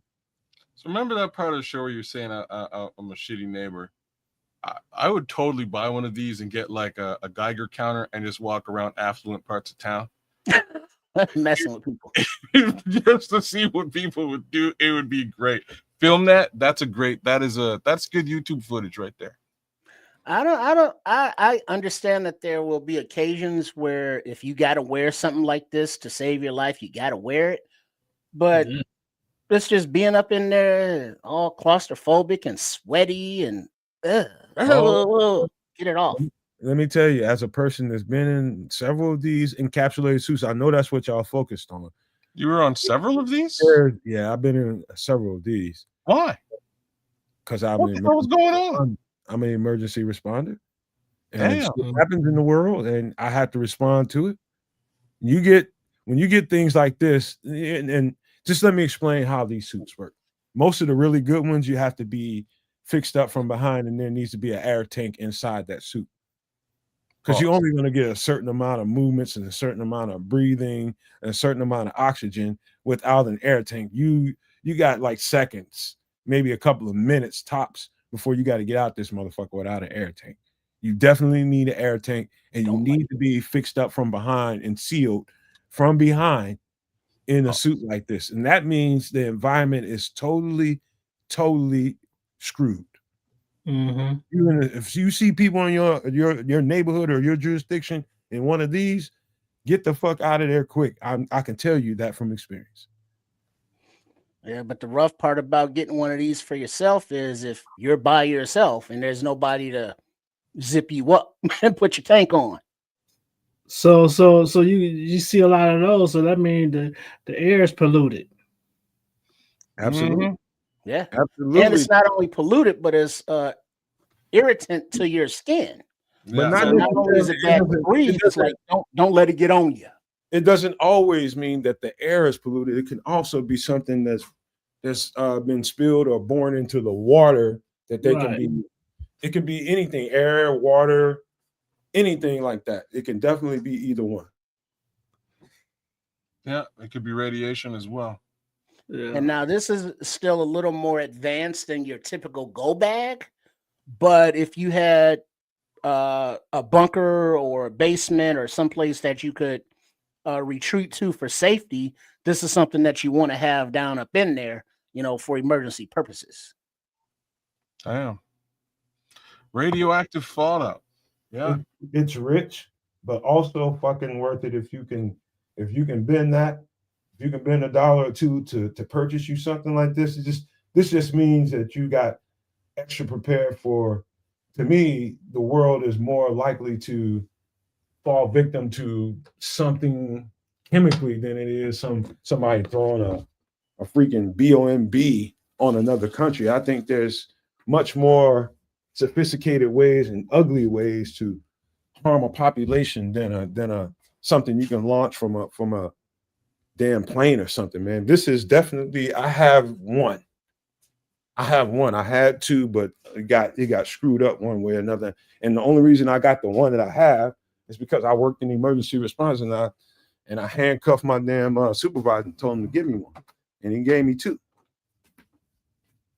So I'm fortunate that way. But I live in a 2-person home, and guess what?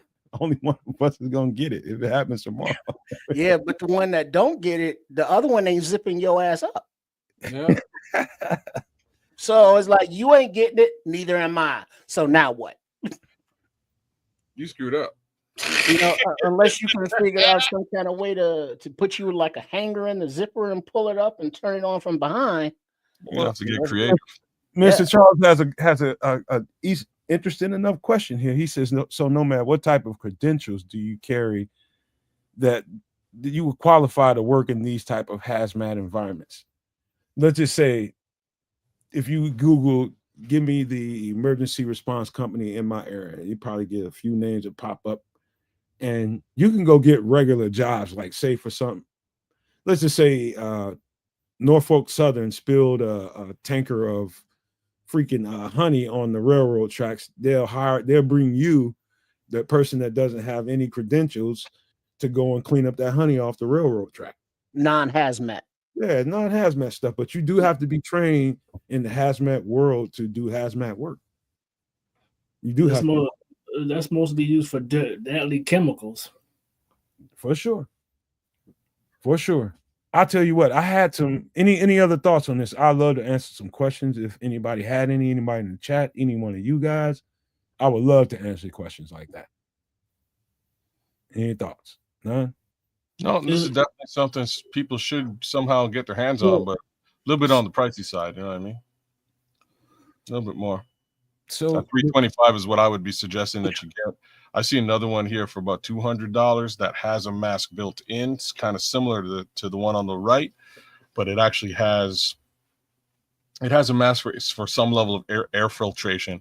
But again, you could be in a situation where you cannot, where it's radiation and the air can't be filtered. So it's another way of looking at it. So another thing we'll do soon is it's very basic stuff, but everybody should have a few rolls of plastic. When I mean by rolls of plastic, I mean exactly that, rolls of plastic that people use when they're painting, when they're doing different kind of stuff around their house, and they don't want to screw up the stuff that they have in their house. They just want to paint or whatever they're doing. Rolls of plastic. Mm-hmm. Get yourself some rolls of plastic, at least a half a dozen of them, depending on what size home you live in. Say a biological attack happened and you needed to seal the perimeter of your home. This is how you're going to do it. You find the creaks, you find the cracks, and you seal them with that plastic. Duct tape, you want to do whatever. You want to avoid doing the staples and all that kind of stuff. That's the quick way to do it. The best way to do it is seal it with some duct tape. Mm-hmm. Yeah, your the cracks under the door, around the door, your windows, any and every place that outside contaminated air can get into your environment. You want to tape that up and keep it out. Then you also want to have that plastic handy in case you got to wrap something up tight and put it away. I'm not going to say what you're wrapping up. That's on you. I ain't in your business. But let's say something big that you don't want decomposing in there with you. Like prime rib. All right.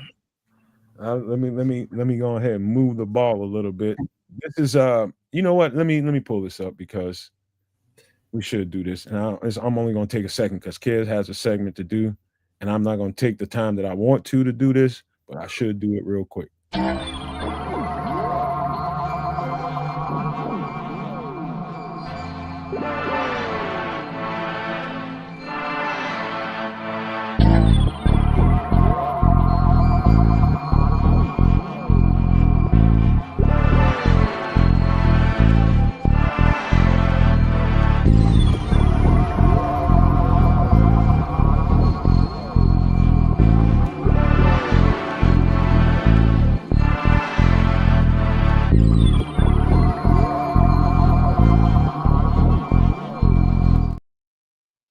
So we do have an updated image of 3-Eye Atlas from, I think this is Avi Loeb's telescope, or I got it from his website, and he's the foremost, authority on this whatever this thing is moving towards our solar system. And this is the latest image of it. And from what I can understand, from what people are saying about this thing, it definitely accelerated since coming into, I can't say contact, but within the circumference of the sun, for reaching around and getting ready to be in view somewhere around the 31st of December. Everybody will get a chance to see exactly what this thing looks like somewhere around the holidays. December 21st, December 25th, somewhere in that neighborhood. Everybody will get a chance that has a telescope, and anybody that's interested in this will be able to know exactly what this thing looks like with whatever device they have to look at it. Now, from what I understand, the thing has accelerated, and now they're saying the thing has either broken into some parts or has released some pieces, and now that's helping to accelerate. That's the argument right now. Any thoughts? So is it well, it's a rhetorical question, but is it breaking up because it's breaking up, or is it like a mothership releasing like smaller ships? No. So I would you believe it? I actually watched I actually watched a little report from Avi Loeb today, because this kind of came up on my radar today. Why? I don't know. I have no idea.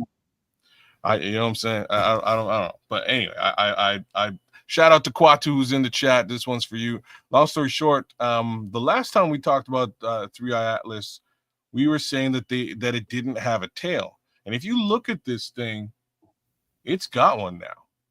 So it actually does have a tail, and that's sort of, I believe, the debris he's talking about with respect to it splitting apart. I'm under the impression that, sorry, let me rephrase. What Avi Loeb speculated today was that either, it's got multiple jet engines that are firing, not speculation A, versus speculation B. It's just like ice that is melting. Oh, kids, I love you, man. Yeah. I love you, brother. And I'm Why? proud of you for doing just like it's gonna retract something. Listen to this guy. I'm just proud of him, man, because he did a little homework, man. It was not on purpose. It just happened to happened to cross up on his timeline. It totally did. The worst part about it is like I only got about 2. It's in sports mode. I had about two minutes of Abbey Loeb's his conversation piece about this, but that's all that he was really saying. He was saying that either it's just pieces of debris are sort of breaking off of it, which makes sense, but potentially again ice breaking off and melting, or other pieces of debris, or maybe it's jet engines, or jet trajectory jets, right? So there's some sort of jets coming out of the back of the anomaly, some sort of propulsion system. Potentially. Also something that I was just getting a load of right before we did the show. Part of the reason why I was late. They want to attack something. What'd you say,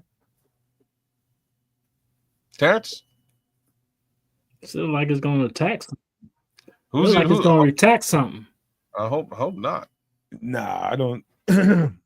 I don't know. I don't know what to think. Be honest with you, but what I can understand up until the last minute, coming into the show, getting ready to hit the live button and go live, I heard that there was another object, coincidentally or not, that they found in the same vicinity as Three Eye Atlas. So there's another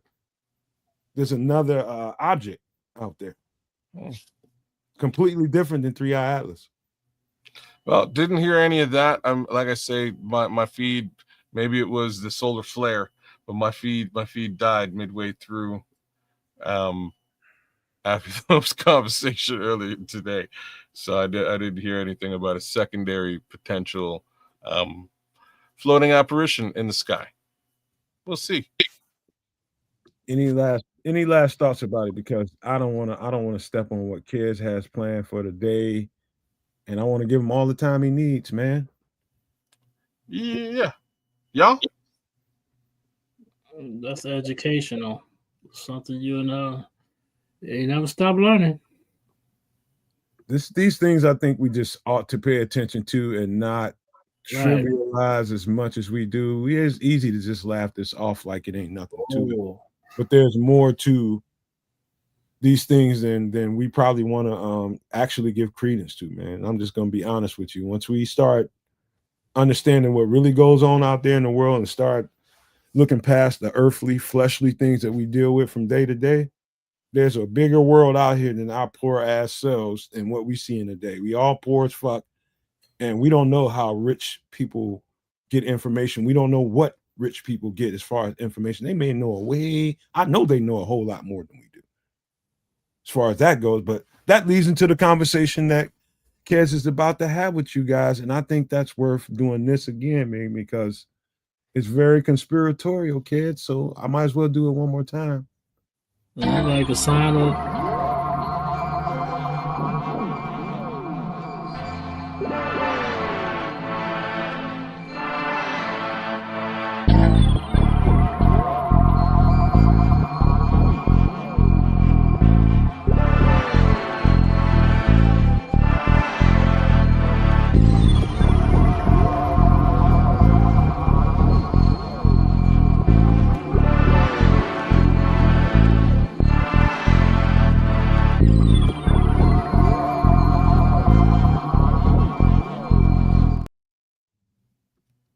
Well, welcome in. Y'all, it's Wednesday night. It's extra sauce. This time around, we are experiencing a conspiracy theory case scenario brought to you live. This week's conspiracy is more or less the life and times of the one Bill Cooper, Milton William Cooper, if you will. I would have to call him sort of the modern father of conspiracy. Most of the conspiracies out there that you may be bumping into or have bumped into, attempted to debunk, or left alone have been broached, approached, theorized, and written down by this guy on the screen right now. Kids, I got a quick suggestion for you. As you go, just be willing to stop for a minute and gauge comments and questions. I always am. At the same time, you are fantastic at interrupting me with those. So don't let me just flow on. If there's stuff in the chat that I'm missing, bring it up. If y'all have questions along the way, by all means ask. I was introduced to Mr. Cooper and his writings in around 1997-ish. During that period of time, the book on the left-hand side came out. It came out in 1991. He's considered that's more or less what I'm saying, Mr. Charles. He is considered the grandfather of conspiracy theory. He truly is. His book postulates so many different theories, starting with aliens. And I know we sort of get into the alien side of things a little bit here, a fair amount on the show, just again with 3i Atlas. Part of what, well, I'll give you a little background on Bill Cooper first. So he's a former Naval Intelligence Briefing Team member, and obviously the author of Behold the Pale Horse, as you can see on the left-hand side. Cooper dedicated his life to exposing what he believed to be hidden truths about secret societies, government deception, and the coming New World Order.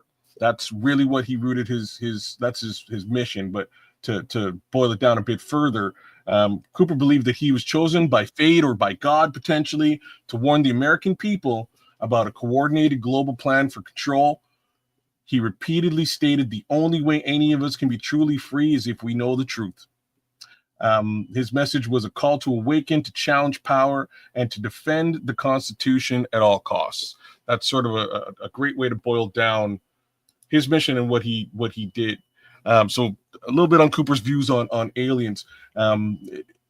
His influence extended deep into politics. There's a lot of political angles with respect to what he believes and what he talked about, and what you will find in his book. You will find multiple different government documents that shed light on more or less blow the whistle on all kinds of crazy things. I'll give you some examples of which down the road. One of the more striking aspects of his work was his unwavering attention to UFOs, extraterrestrials, and government cover-ups. Cooper often spoke about classified documents that he encountered during his naval intelligence career, claiming that they referenced intergovernmental agreements with extraterrestrial beings, underground bases, and the recovery of crashed alien aircraft. Some of what he postulated here is in regards to reverse engineering some of that alien tech into some of the stuff that we would see today. Ideas like 5G, cellular communications, the cellular phone could potentially have come from reverse engineering of some of that technology. While Cooper later distanced himself from the UFO claims, believing many of the alien narratives were actually government psychological operations, his early work helped shape 1990s UFO culture, which we all sort of came out of. You're right, Keith. Just keep going. I started. We'll talk about it later. Thank you. So many conspiracy researchers believe that Cooper also directly inspired the character Fox Mulder from the TV show, the 1990s TV show, The X-Files. Mulder's blend of government suspicion, alien investigation, relentless pursuit of myths really mirrors Cooper's real life persona. They'll never officially confirm. Chris Carter didn't come out and say, hey, yeah, we kind of stole this guy from this real guy. The parallels are hard to ignore. One of the other parallels is like the tagline of the show is the truth is out there. That's a spin on a famous quote from Bill Cooper, which I'll hit a little bit later on as well. Now, one of the most important facets for why this guy is somebody that I found extremely interesting after reading this book. I followed him for a while. I started listening to his radio show, which was boring as hell. It's called The Hour of the Time, but at the same time, it was very eye-opening. During that period of time, I started watching this. Is more or less. It's funny. The Skrulls cracked a Y2K joke earlier in the chat. It was during sort of Y2K and nobody knew what was going to happen. I'm working tech support, so I'm listening to this, see if this guy actually has any idea as to what's really going to go down during this period of time. And nothing really went down, and it was all kind of lackluster, and I kind of slowed listening to him. But then I tuned in June 28th, 2001. And during this time, more or less, and this is probably his most famous broadcast, he says, quote unquote, and we'll play some of this for you in the background here shortly. Well, hang on before you go there, kids. I just have to stop you here, man, and just to embellish on the fact that this is probably one of the most profound books I've ever laid my eyes on to read words of. This is extremely profound. Just remember, this happened. If you ever were to get your hands on this book, just remember it was published in 1991. And the next phase of what Kez is about to be talking about is that's going to be he's going to highlight that. And some of the things that were said in this book is very profound. And how he met his demise, all that kind of stuff, we're going to get to here shortly. But I just had to interrupt. This is a very profound book, man. Yeah, super profound. And before I continue what I'm saying, I like one of the things I have to Minister Charles's comment is one of the biggest, most eye-opening pieces that one of the things that really caught my eye when I read this book, and it was literal documentation, right? Fine print documentation. Okay, so let me just give you an idea as to how this book is structured. The book is structured with more or less just the story of Bill Cooper, which is a story of a man who worked in first of all in the Navy and then the Army, and came across all kinds of crazy information that he sort of ignored. Eventually started to burgeon into alien territory, and he was like, okay, well, now I'm going to keep some of this information to myself, and maybe I'll do something with it one day. Over time, he starts to compile this information and decides to write a book. When he gets towards publishing this book, he's ran off the road, and two men approach him and more or less cut his leg off. Cut his who off? His leg. So he becomes yes. So he becomes an amputee. They cut his leg off to basically say, dude, don't publish this thing. We ain't gonna kill you, but you can't publish this thing. Unalive. Sorry. Why wouldn't they just take him out? They couldn't unalive him. They didn't want to. They were being, let's just say, forthwith. We're gonna leave you with your life, and you continue. Somebody else will finish the job. All right. This is what we can do. We can find you. We can take care of you. This is what can happen to you. Much worse can happen to you. One of the documents that was in this book entailed the potential engineering of the AIDS virus, the HIV/AIDS virus. And this is something that the Minister Charles just mentioned in the chat. It's one of the most eye-opening things that I saw in this book. There are many others.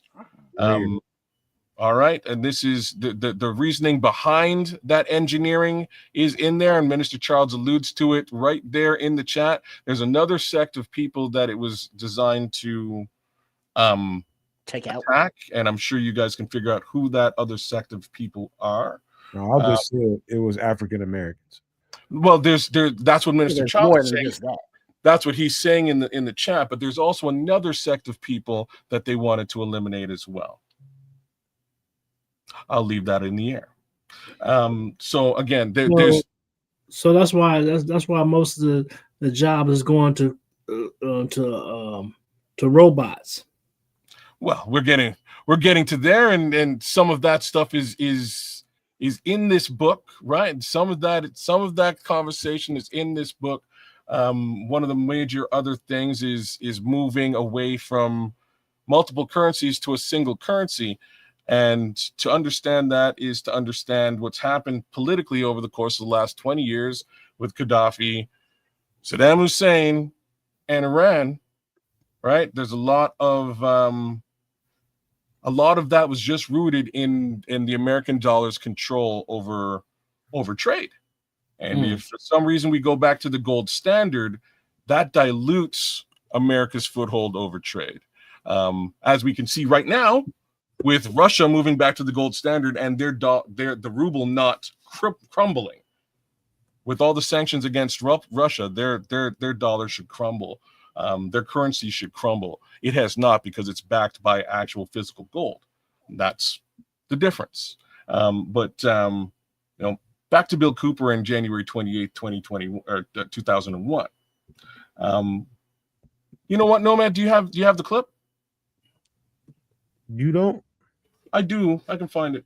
I can run the clip. So I'm going to run a clip here that we can listen to here of what happened on January 28th.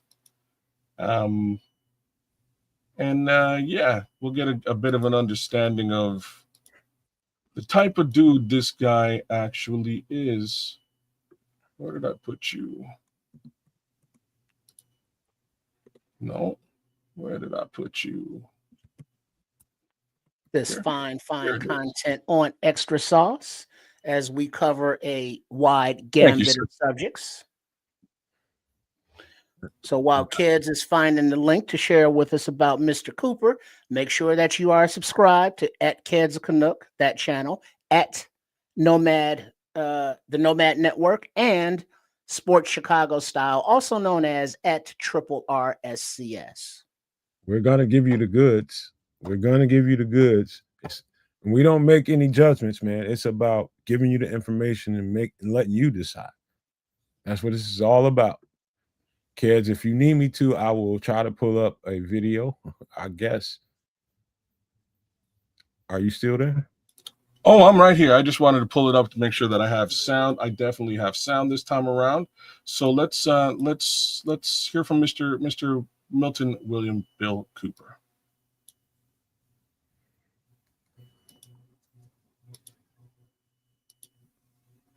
Or awesomely, the solar flares have caused this particular thing to spin. So just I think I read this. This the book when in chapter 7 he talking about the Garden of Eden. No, I don't think he gets into. He kind of tries to stay away from religion, although he's a religious man. And becoming a religious man had a lot more to do with. It had a lot more to do with getting his leg cut off. Refresh that page, kid. I'm refreshing it as we speak, man. I'm refreshing it. We're gonna try it again. Maybe you got to take down the picture of Cooper. No, we don't want to do that. We want to keep the picture of Cooper so that we don't. I'll tell you what. Let me go. You want to try to run it? And I'll play it. Try and run it because, like I say, as you can see in the back, this thing's just spinning. I'll play it. But yeah, we'll get you guys a little bit of Bill. Let me know if you can hear it. Can you believe what you have been? Gotcha. You hear it? Yeah, let's go. All right, start it all over. Can you believe what you have been seeing on CNN today, ladies and gentlemen? Supposedly, a CNN reporter found Osama bin Laden, took a television camera crew with him, went into Osama bin Laden's hideout, interviewed him and his top leadership, his top lieutenants and colonels and generals. And he came out and told everybody, within 3 weeks, Osama bin Laden is going to attack the United States and Israel. Now, don't you think that's kind of strange, folks? You see, because the largest intelligence apparatus in the world, with the biggest budget in the history of the world, has been looking for Osama bin Laden for years and years and years, and can't find him.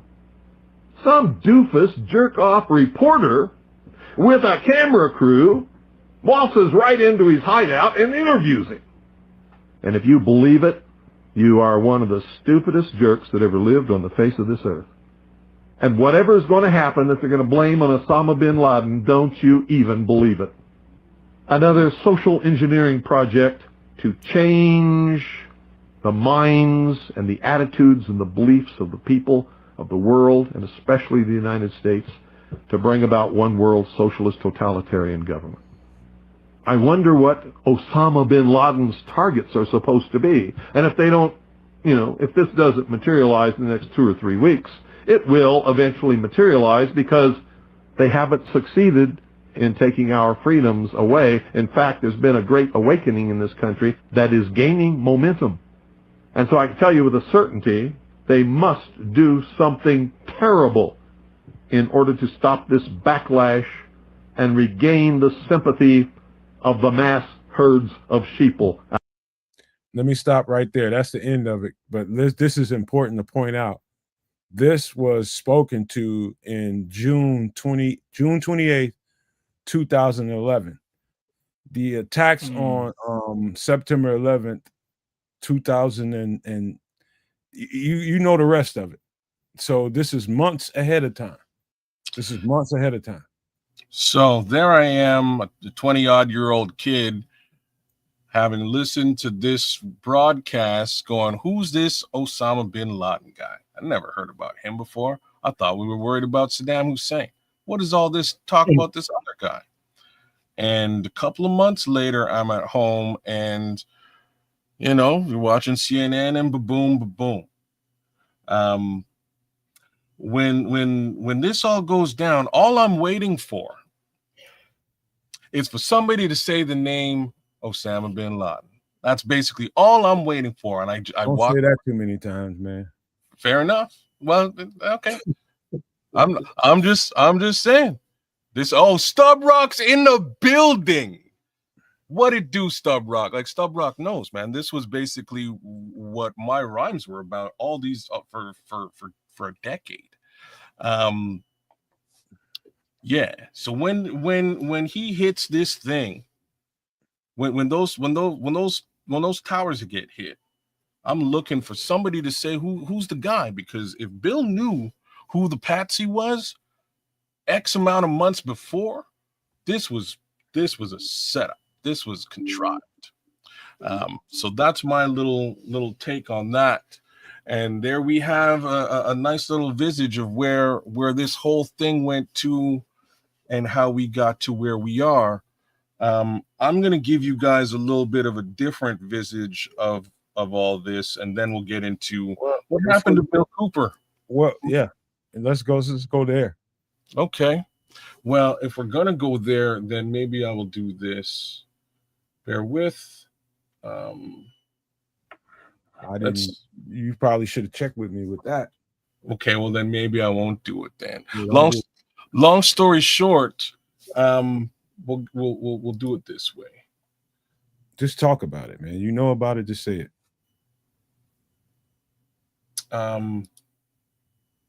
If they ever come for me, it won't be because I committed a crime. It will be because I told the truth. And this is a quote directly from Bill. Bill moved from wherever he was living to Arizona. His house is on this house that you're seeing here is on the top of a hill. There's nothing else around this house. You have to come all the way up a hillside to get to the house. He's got cameras as far as the eye can see, and he's paranoid as all hell.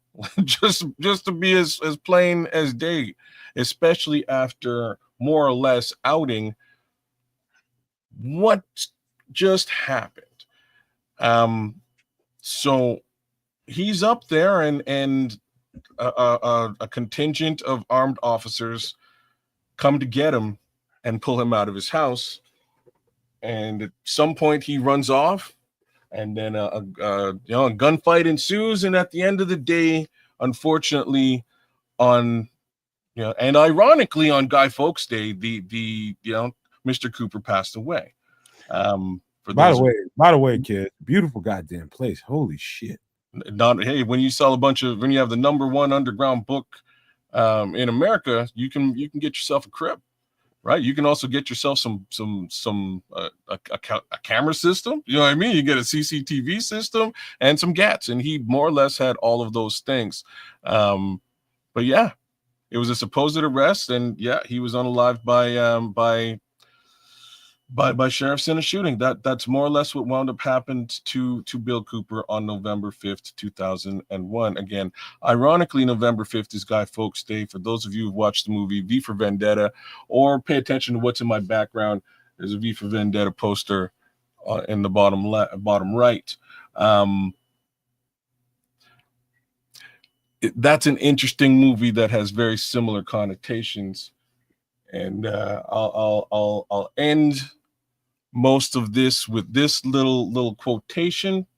It's a little something that I put together that pays homage to V for Vendetta and Bill passing away on November 5th, 2001. And he hit it. There he is, Stub Rock. I'm gonna put that up. Remember, the 5th of November, the Twin Tower treason and plot. I know of no reason the Twin Tower treason should ever be forgotten. And that's how we'll end it off here today with respect to conspiracy theories. Well, let me say this before you finish this. I have to embellish a little bit because it's absolutely one of the most profound manuscripts I've ever laid my eyes on.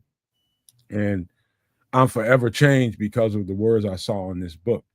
That man's legacy, whatever his beliefs are, whatever, I'm sure he was an imperfect man, and people can pick apart all of that kind of stuff if you are that type. But the words that he said in that book are, to this day, I don't know that very many people, from what I can remember of it, can argue with it. So kids, I would just say this, man. Very good job of narrating this. I think that's the tip of the iceberg of the book. And I'm just going to request that you do this again to another, let's get into another couple of parts of this thing. So this is just part one. Wouldn't you agree? This is Conspiracy Theories Part 1. There will be other iterations of this as well as deeper angles to it. I alluded you guys to a couple of other books and postulations that you should probably have. There's films as well, one of which is V for Vendetta. The stuff that he puts in this book, but is mind blowing, and it will change your view of things. The Illuminati. Only got a movie out on that. Say again? Ain't there's a movie out on that? No, there's no. He has no film. I wish there was. I kind of wish there was. I'm sure they're doing a great job to suppress any idea of there being a film about this guy and what he has actually done. But yeah, like this is the first place where I heard that the JFK situation might not have been Lee Harvey Oswald. This is the place where I heard again about the AIDS situation, as well as many different commissions, sects, and groups that may be in control or vying for control of all of us, and how we go to market on a regular. Who is they? I don't know. $1 million question, Crimson. Stick around. Let me chime in here because I don't doubt any of this, but also, not care is not the right word, but I'm aware that things go on, above my pay grade, so to speak. Mm-hmm. And it's like, guess what? I ain't got nothing to do with that. But guess what? Also, I do believe that people in charge lie to the people that they are in charge of for their own personal reasons, for a commitment to a cause like a secret society type thing. And then there's, your governmental thing. And when you say government, you just can't label it all government because they're parts of the government or parts of people within the government that are pushing that agenda or whatever the agenda may be. Osama bin Laden, Saddam, all of those people are in not cahoots, but in the same circles as those in power all around the world, because power hangs with power. We ain't got no power, so they really don't give a shit about none of us. So we are the ones that, just have to sit back and suck on it. Well, Are there no, that's things where that are happening beyond what we know? Hell yeah. Is it possible, more than likely, that there is life beyond the stars? Hell yeah. Is it something that I'm concerned or really think about? No. So there's a portion of this. A lot of what you said is true. The problem is that, again, we are powerless as an individual. Triple R, you're powerless. Like, just kind of the way that it looks. But as a collective, you're not. As a group with power, with numbers comes power. That's what Bill was trying to sort of do, and it was, let's let people understand that they're being controlled so that they have that knowledge, and with that knowledge they can band together for some level of greater good. In today's world, you're right, I got to wake up tomorrow morning, I got to go back to work and do the darn thing, make sure my lights, my light bill's paid and there's gas in my car. But again, with this knowledge, and when the knowledge is shared with others, they can sort of take a stock and look at it as well and gain an understanding of what's happening above their pay grade. Recognize that things are being manipulated to somebody's favor. Again, the they that Crimson is talking about in the chat, that they, I'm not sure exactly what their title is. Bill does a great job in this book to point at 4 or 5 different potential days and amalgamate them together. There's other people who believe there's other theys. What I can tell you is there's much deeper and more meaningful conspiracy behind all of that, as in like controlled, connected, organized maneuvers. And we're not privy to any of them. My thoughts at the end of the day is that they are trying to get rid of us to hoard resources. And I think that's a major understanding. The question then is, who's hoarding the resources and why?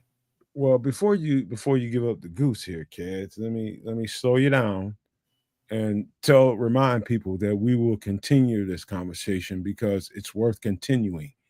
And in the realm of this conversation, there's going to be a lot of what we call non-biblical revelation here.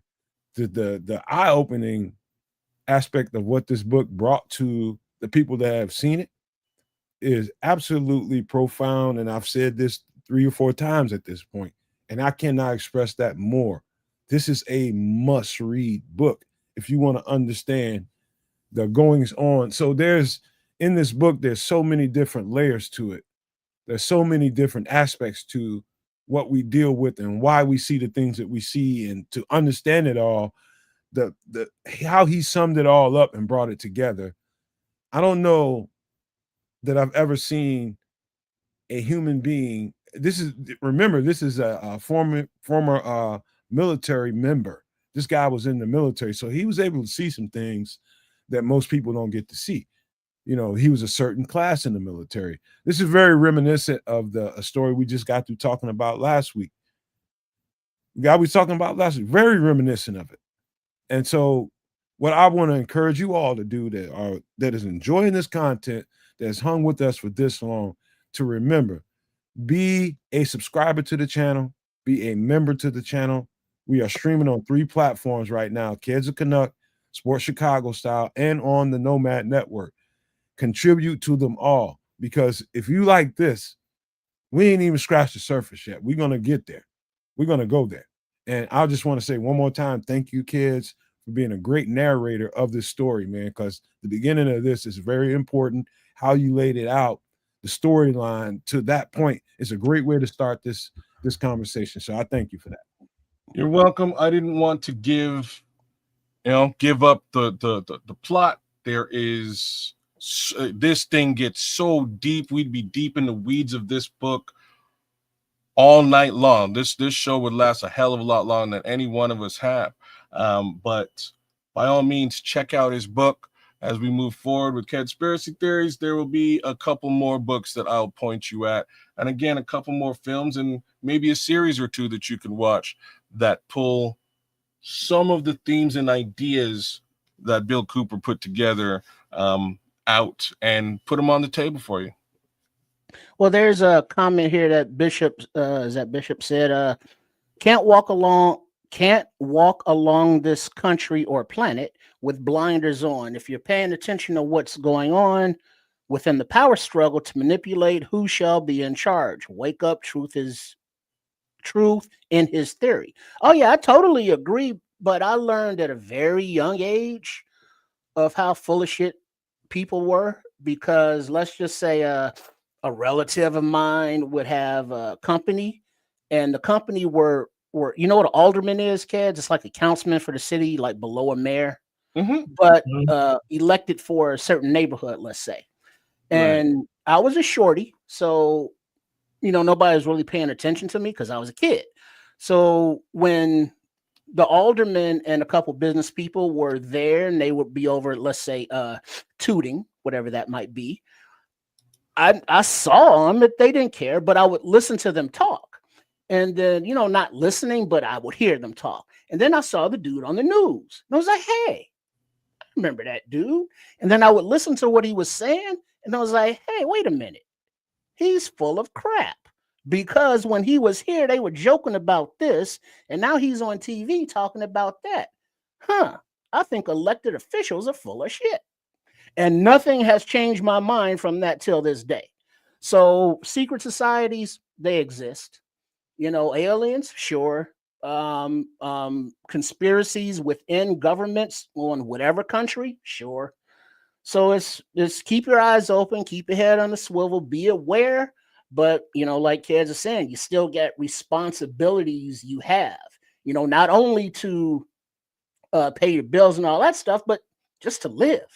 And while there may be strife and struggle all around the globe, you got to find some kind of way to alleviate that pressure and smile and have a good time and enjoy some part of life, not drowning out or blinding out the negative stuff. But you got to find that balance to where it's like, yeah, there's a lot of negative stuff going on, but in order not to stress myself out, I got to chill.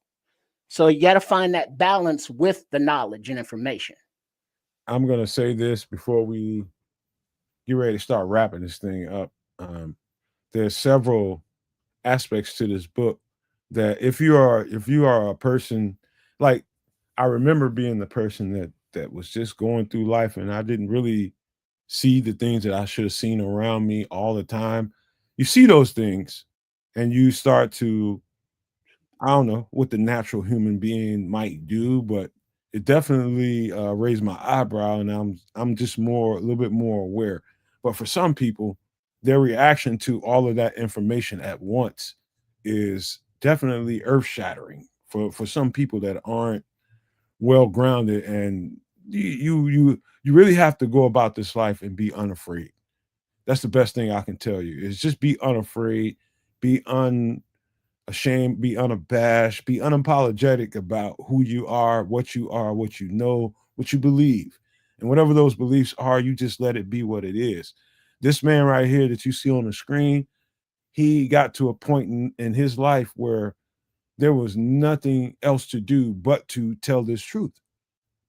And kids is he kind of warp speeded you to the point where that truth had to be told. And the results of it was catastrophic for him at that given point in time in history. I'm just saying to you all as a reminder We're just here to deliver you the information. How you deal with it, how you receive that information is totally up to you. But just don't be afraid. And that's the key thing. Don't Keep be people afraid. people constantly are afraid of every fucking thing. Don't be fucking afraid. I'm glad you're saying it that way, because there is a lot to be afraid of, man. There's a lot of this is somewhat earth shattering. Some of the things that you take completely for granted or assume or think are normal and commonplace may not be, and you would be surprised as to why. Yeah, you'd be surprised. Mhm. So by all means, check out this book. I'm not sure where I'll go next, but I have a couple of ideas. Maybe we might do the basic slide presentation, because that's the one that threw me for a loop. Hey, Stub Rock, where you at? Stub Rock, you still out there? Remember that one? Yo, me and Stubbs watched. That was before. Don't. You always telling me don't go giving them shit you're gonna do. Just take it easy. Let's I'm just plan saying. and see what we're gonna do next. We watched this one before we ever got this book, and that slide presentation is crazy. Yeah, there he is, Jordan Maxwell. There he is. There's so many other names we need to get into. So many other ones. This is just the beginning. I told y'all this is very interesting to a lot of people. This is just we haven't even scratched the surface, man. Run a search, y'all, for Jordan Maxwell. He's out off the chain. Just run a search, Jordan Maxwell. He'll scare the pants off. We need to see likes and subscribes, man. Hit the goddamn like button. Yeah, man. Give us some love on all three of these channels, whether it's Keza Canuck on YouTube, whether it is Sports Chicago Style. My guy would definitely appreciate a little bit of love. Same with the Nomad Network right here. Let's also give some big love to the homie Terrence Williams for coming through and spending some time with us, man. Thanks for coming through, Terrence. Right on, Terrence. Yes. We appreciate it. You know that sign on the you ever seen that movie Final Destination? Mm-hmm. I haven't. It looked like that. It looked like that sign up there. Interesting. I'll have to check that out again. It's been a while since I've seen that film. It was a good movie, though. Definitely a good movie. Mr. Charles, hey, brother, he's in the list. He's so much more to come, Mr. Charles. I'm telling y'all, the people that really like this content, subscribe to the damn channel. He's in the list, and it's not just the one that I think you're thinking of, Charles. I just appreciate it's going to be two from this guy. There's two from this guy that need to be addressed. He just gave me another name. I see you, Scroll. Scrolls has been pivotal here. I'm gonna write it down right now. I see it. Scroll. Look up Credo Mutwa. Interesting. All right. But yeah, Charles, we're definitely gonna talk about this guy, and there's gonna be two specific books that are of the utmost importance. One they used to have in the Canadian education system. Then they pulled it out because the kids might be smart. Make sure to get that out of the system. Oh, there's the one I'm talking about, Crimson. There's the one I'm talking about. They say, Trips, kids, I do hold the rank of Inspector General, Supreme High Priest, General Elissimo, and Sublime Prince. I don't know what those are, but cool. If you ever really want to talk, he does more than spew out garbage. Oh, I think that's his Graham Poobah stuff. It's not just Graham Poobah, it's also 5% Nation. He's the good minister's a good minister, man. Hey, let's do this, man, because the show was so good. Again, I appreciate you guys for rocking with us, especially the Bears fans, and all of us mostly are Bears fans. There are people that come in that are here for the other content, man. And I just appreciate the people for rocking with us through it all, man. We have been here almost 3.5 hours now, and we've covered a lot of content, a whole lot of content. And I'm encouraged by the reaction we're getting. People aren't running away, they're running to it. So, Patrick, we can't talk about stuff like that. This whole show will explode. Explosion in the back. Nah, that's what I once it hits its conclusion, Patrick, then maybe we'll give the results of it. But right now, we don't do politics or religion. Too raw, man. Too raw. No politics, no religion on this channel, man. Too many people get offended by it, so there's no need to piss people off. And there's other things to talk about other than that. Yeah, definite ways to talk around it. So we'll keep it moving. You got Maurice Cotterell Palenque. Oh, I gotta write that down too. I'm going to put a star on that one. We'll check that out later on. I'm not familiar with him at all. Yeah, Animal Farm. I read that in seventh grade. Good book. Did you read it, Trip? Animal Farm? Yeah, we had to. Great. You know, back then in education, we had reading lists that we had to read. Yeah. And Animal Farm was one of them. The same here, man. Same here. It is a beautiful book that I think everybody should read. I'm very glad that the American system had put it in there too. It was in the Canadian system as well. They forced me to read it in school, and it's a brilliant work of intelligence that I think we'll take a bit of a deeper dive into. Great. Awesome. I'm glad to hear that. Like, I won't be, you know what I mean? I won't be talking to folks who haven't read it. If they made you read it, then hopefully you got out of it what I got out of it. It's I didn't get more out of reading Lord of the Flies. Really? No. I'll tell you what, you guys, different. I'll tell you what, you guys, and I'm talking about you guys, and I'm talking about everybody in the chat, everybody that's in the chat, literally writing comments, and everybody that's watching the show, not writing comments and just listening or watching or both. Let us know what part of this content that you enjoyed the most, and what do you want to see us really, turn up the margins on. What part of the show, whether it's doomsday prepping, whether it's 3-Eye Atlas, aliens, whether it's the conspiracy stuff, whatever it is, let us know in the comment section what it is you want to see more of, and let's see if we can't answer that bell for you all. But we have reached the end of this show, and I want to first thank Terrence Williams for jumping up in here with us and rolling with us for an entire 3.5 hours, man. You was true to your word, man. You told me that, hey, man, I'm rocking with y'all. I love what y'all do, and I'm a roll. So thank you for that, man. Terrence, man, you've been a soldier all night long and very patient, man. I love that. Yeah, man. Hey, man, Hey, tell us how many chapters that book got. Oh boy, I can probably tell you because I actually have it here. So here's the thing, y'all. If you guys go and buy it, you will be flagged. I'm gonna say just the realest shit. The second what flagging means, man. Some people don't know what the hell that means. Okay, they will monitor your purchases. Okay, they will monitor your purchases and your doings. It's just a computer that does that. There's no individual person. It's just computers and algorithm that does that. We've got AI. AI can do it all by itself without the requirement of a physical human being to do it. If they then want to dispatch a human being, they can. You know what I'm saying? You got to go to a secondhand bookstore and pay with cash. That would be my suggestion, or borrow it from a friend, which is the best way to do it. The other factor is I've seen it purchased since we got it in 97. The fact is, the entire back end of the book is gone. The way the book is structured, and I kind of skimmed over it.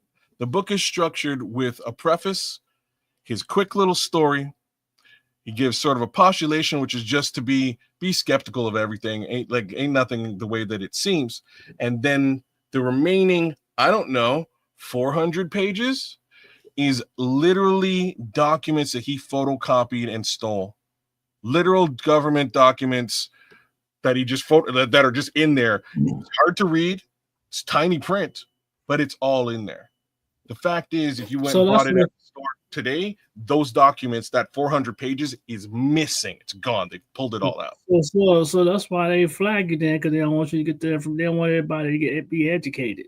They don't want anybody to have access to that type of knowledge, right? They'll leave it at the story of Bill Cooper, how he got his leg cut off, some of the things that he found and questioned, and that's it. They don't give you the actual, hey, look, AIDS. Hey, You know what I mean? question, Kez, before we bounce. What year was it that they amputated the leg? About. Jeez. And how long was it that he I was believe still that was in the 80s, I believe. So, but I mean, I'm still stuck on the point that you have secret societies that know that this dude knows stuff and give him a warning. Now, granted, the warning was a missing leg, but they left him to keep talking.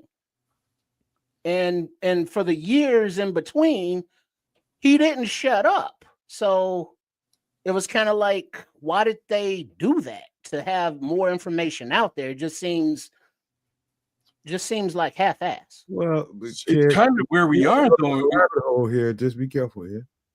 Fair. It's just kind of where we are, right? They're not going to go out of their way to fully silence a single human being without a megaphone who's going around running his mouth. Because what is that single human being to everybody else? And the answer is he's nuts. He's a liar. That guy's full of it.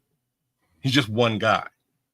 Oh, snap. He's got a book with full-on documentation that he's sending out to the world for the world to read prior to the internet. Oh, snap. We should probably suppress this guy.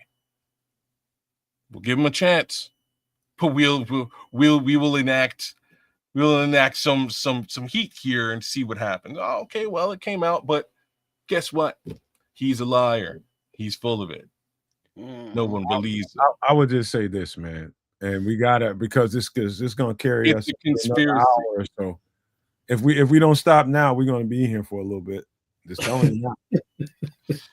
So I bet you, so Minister Charles is saying he can show you where to get a copy. We'll save that type of stuff for next week. Same token, I have one. I was actually gonna load some of it up on the show here today, but the reality is we probably get shut down. That being said, brothers, beautiful show, man. You guys understand why I look so forward to Wednesdays, man. Now you understand, man, because hint, kids, the Phil Snyder thing was to goad you into this. Oh, really? Well, there you go.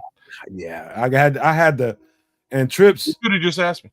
And Trips, I wanted to do more doomsday prepper stuff for you because I know your mind really likes that space.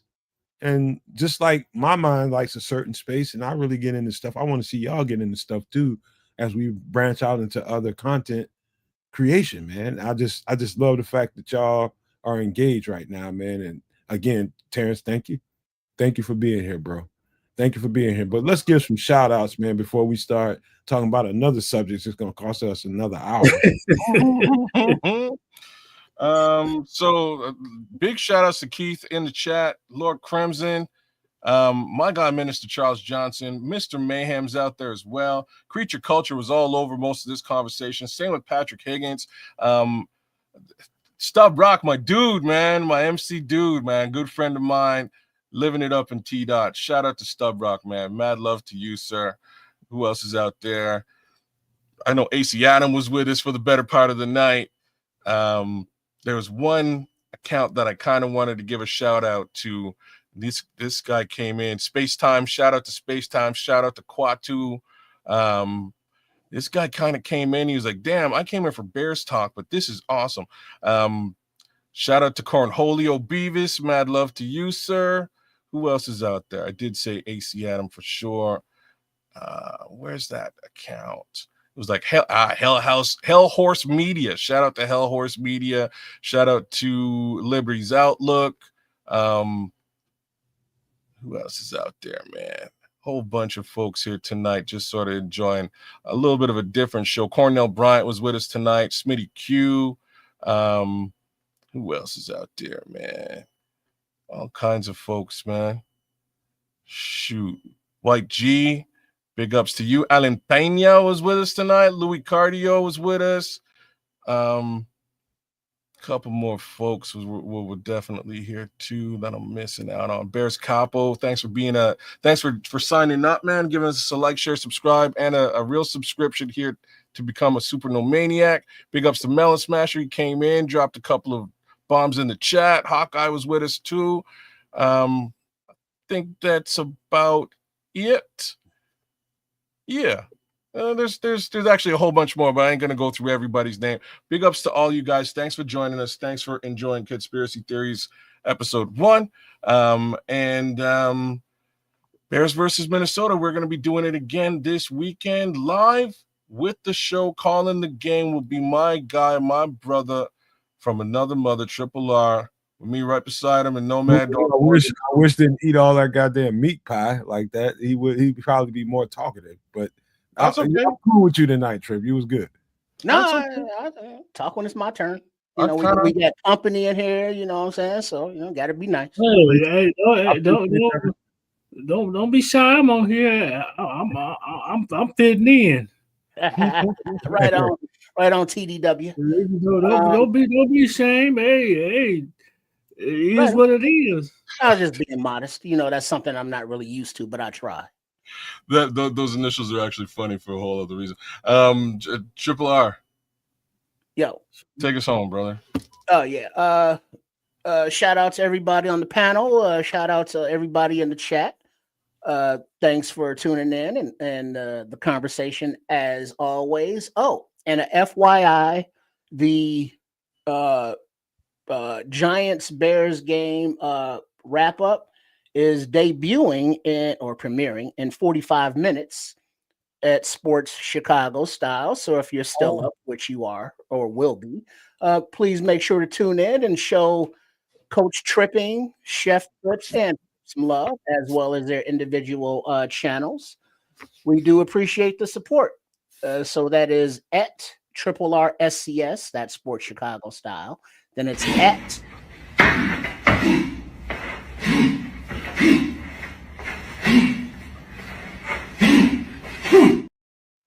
okay, I got cut off there. But I don't know where it cut off, so I'll start over. So there's Sports Chicago Style at RRSCS. There's Shay Trips, which is at Chef Trips, and then at Trip Kundo, TRIPPKUNE Do for the exercise self-defense joints. Once again, thanks for all the support. Make sure that you are subscribed and all that good stuff, and see you soon. So before we shut it down, just quick 2 cents. Had a little bit of trouble on YouTube yesterday with the Superflex Fantasy Football Show. Every Tuesday, 6 p.m. Central, 7 Eastern. It's been uploaded. Fresh episode, week 11. Get your information for your fantasy football team as needed. That being said, TDW, how's it going, man? Let's any parting words before we get out of here? Man, it's a blessing that y'all had me on here. I'm looking forward to be on y'all here again if y'all have me. Hey, man, this was educational, man. I learned something I didn't even know. It made me want to go get this book now. There you have it. I seen listened to a whole lot of stuff. Man, yeah, he was talking about in that book. I seen it's in chapter 7 that he was talking about the coming of Messiah in the book of the Garden of Eden. Yeah, he was talking about the coming of the Messiah. He was talking about that in chapter 7, I believe. Well, it gets very religious at a certain point. It's an interesting book, man. He goes all over the map, but at the end of the day, he definitely believes in Jesus Christ. So there's that. Hey, Terrence, I know everybody appreciates you, and No Maniacs, let him know, man. He came on here for the first time. This is his first time. I think this is your first time doing a podcast. Am I right? Yeah. And he came on here, and this ain't easy for everybody for the first time. You know what I'm saying? And just know, Terrence, it gets better. You know what I mean? You get more into a groove, and you'll find tonight. But I'm just telling you, everybody's first time is always a certain kind of experience. And I'm glad we were gentle. Yeah, I'm glad you got it with us, man. I'm glad you got it with us, man, because it's real here. It's very real here. And we just gonna love on you anyway. You know what I'm saying? That's because that's what we're supposed to be doing. We're supposed to love on each other. And I love all y'all in the chat. I love all y'all watching the show, and I love all y'all that support the content over here on the Nomad Network, over on Kids the Canuck, and Sports Chicago Style. Just make sure you show everybody some love. And if you want to see this continue, because we can abruptly just stop fucking doing this shit if it's not working for you. If you don't like it, let us know. Let us know what you like and what you don't like. Don't do that. Don't do that because you got all these block boys is hooked on clicks. And remember they was bashing Caleb, but now everybody want to get on the bandwagon. Call it what it is. Keep on being what you been, because the guy had to learn 2 offenses. He had to learn 2 offenses, and he doing a doggone good job. Too many quarterbacks can't do it. That's true. And one thing about us over here, you will love us or you're going to hate us, because we're going to just call it balls and strikes right on down the middle. And it's going to be what it's going to be when we get done talking. And, you let the chips fall where they may. Either you're out here looking for clicks to try to basically fluff yourself, buying content, buying likes and views and subscriptions. You want to be that type of person, or you want to be straight calling balls and strikes. And I'm good, and I know most people over here are good with just calling it the way it is, and whatever you're supposed to have, you're gonna get in the first place. So you just don't worry about that kind of thing. You just call it how it is, and let the chips fall where they may. Mm-hmm. All right. I thought you might have had something to say, but you know what, man? I love this show tonight. It was a really, really good time. And I almost feel like we rushed it because I wanted to make sure the kids had enough time, and I didn't want to step on that. I just wanted to make sure that he had enough time to get through what he needed to get through. And I think he did a pretty damn good job when you guys agree with that content. And we'll have another version of that, hopefully next week. But there is so much more to talk about, so much more to discuss, so many different levels of life, so many different levels of understanding that we're gonna approach right here on this channel. So I just love you all, appreciate you all, and want to leave you all with these famous words. If you can think it and you can see it, there's no reason in the world why you cannot absolutely manifest it. Do not, and I repeat, do not be a prisoner of your own mind. But with that being said, we are out. And also, love, peace, and hair grease, y'all.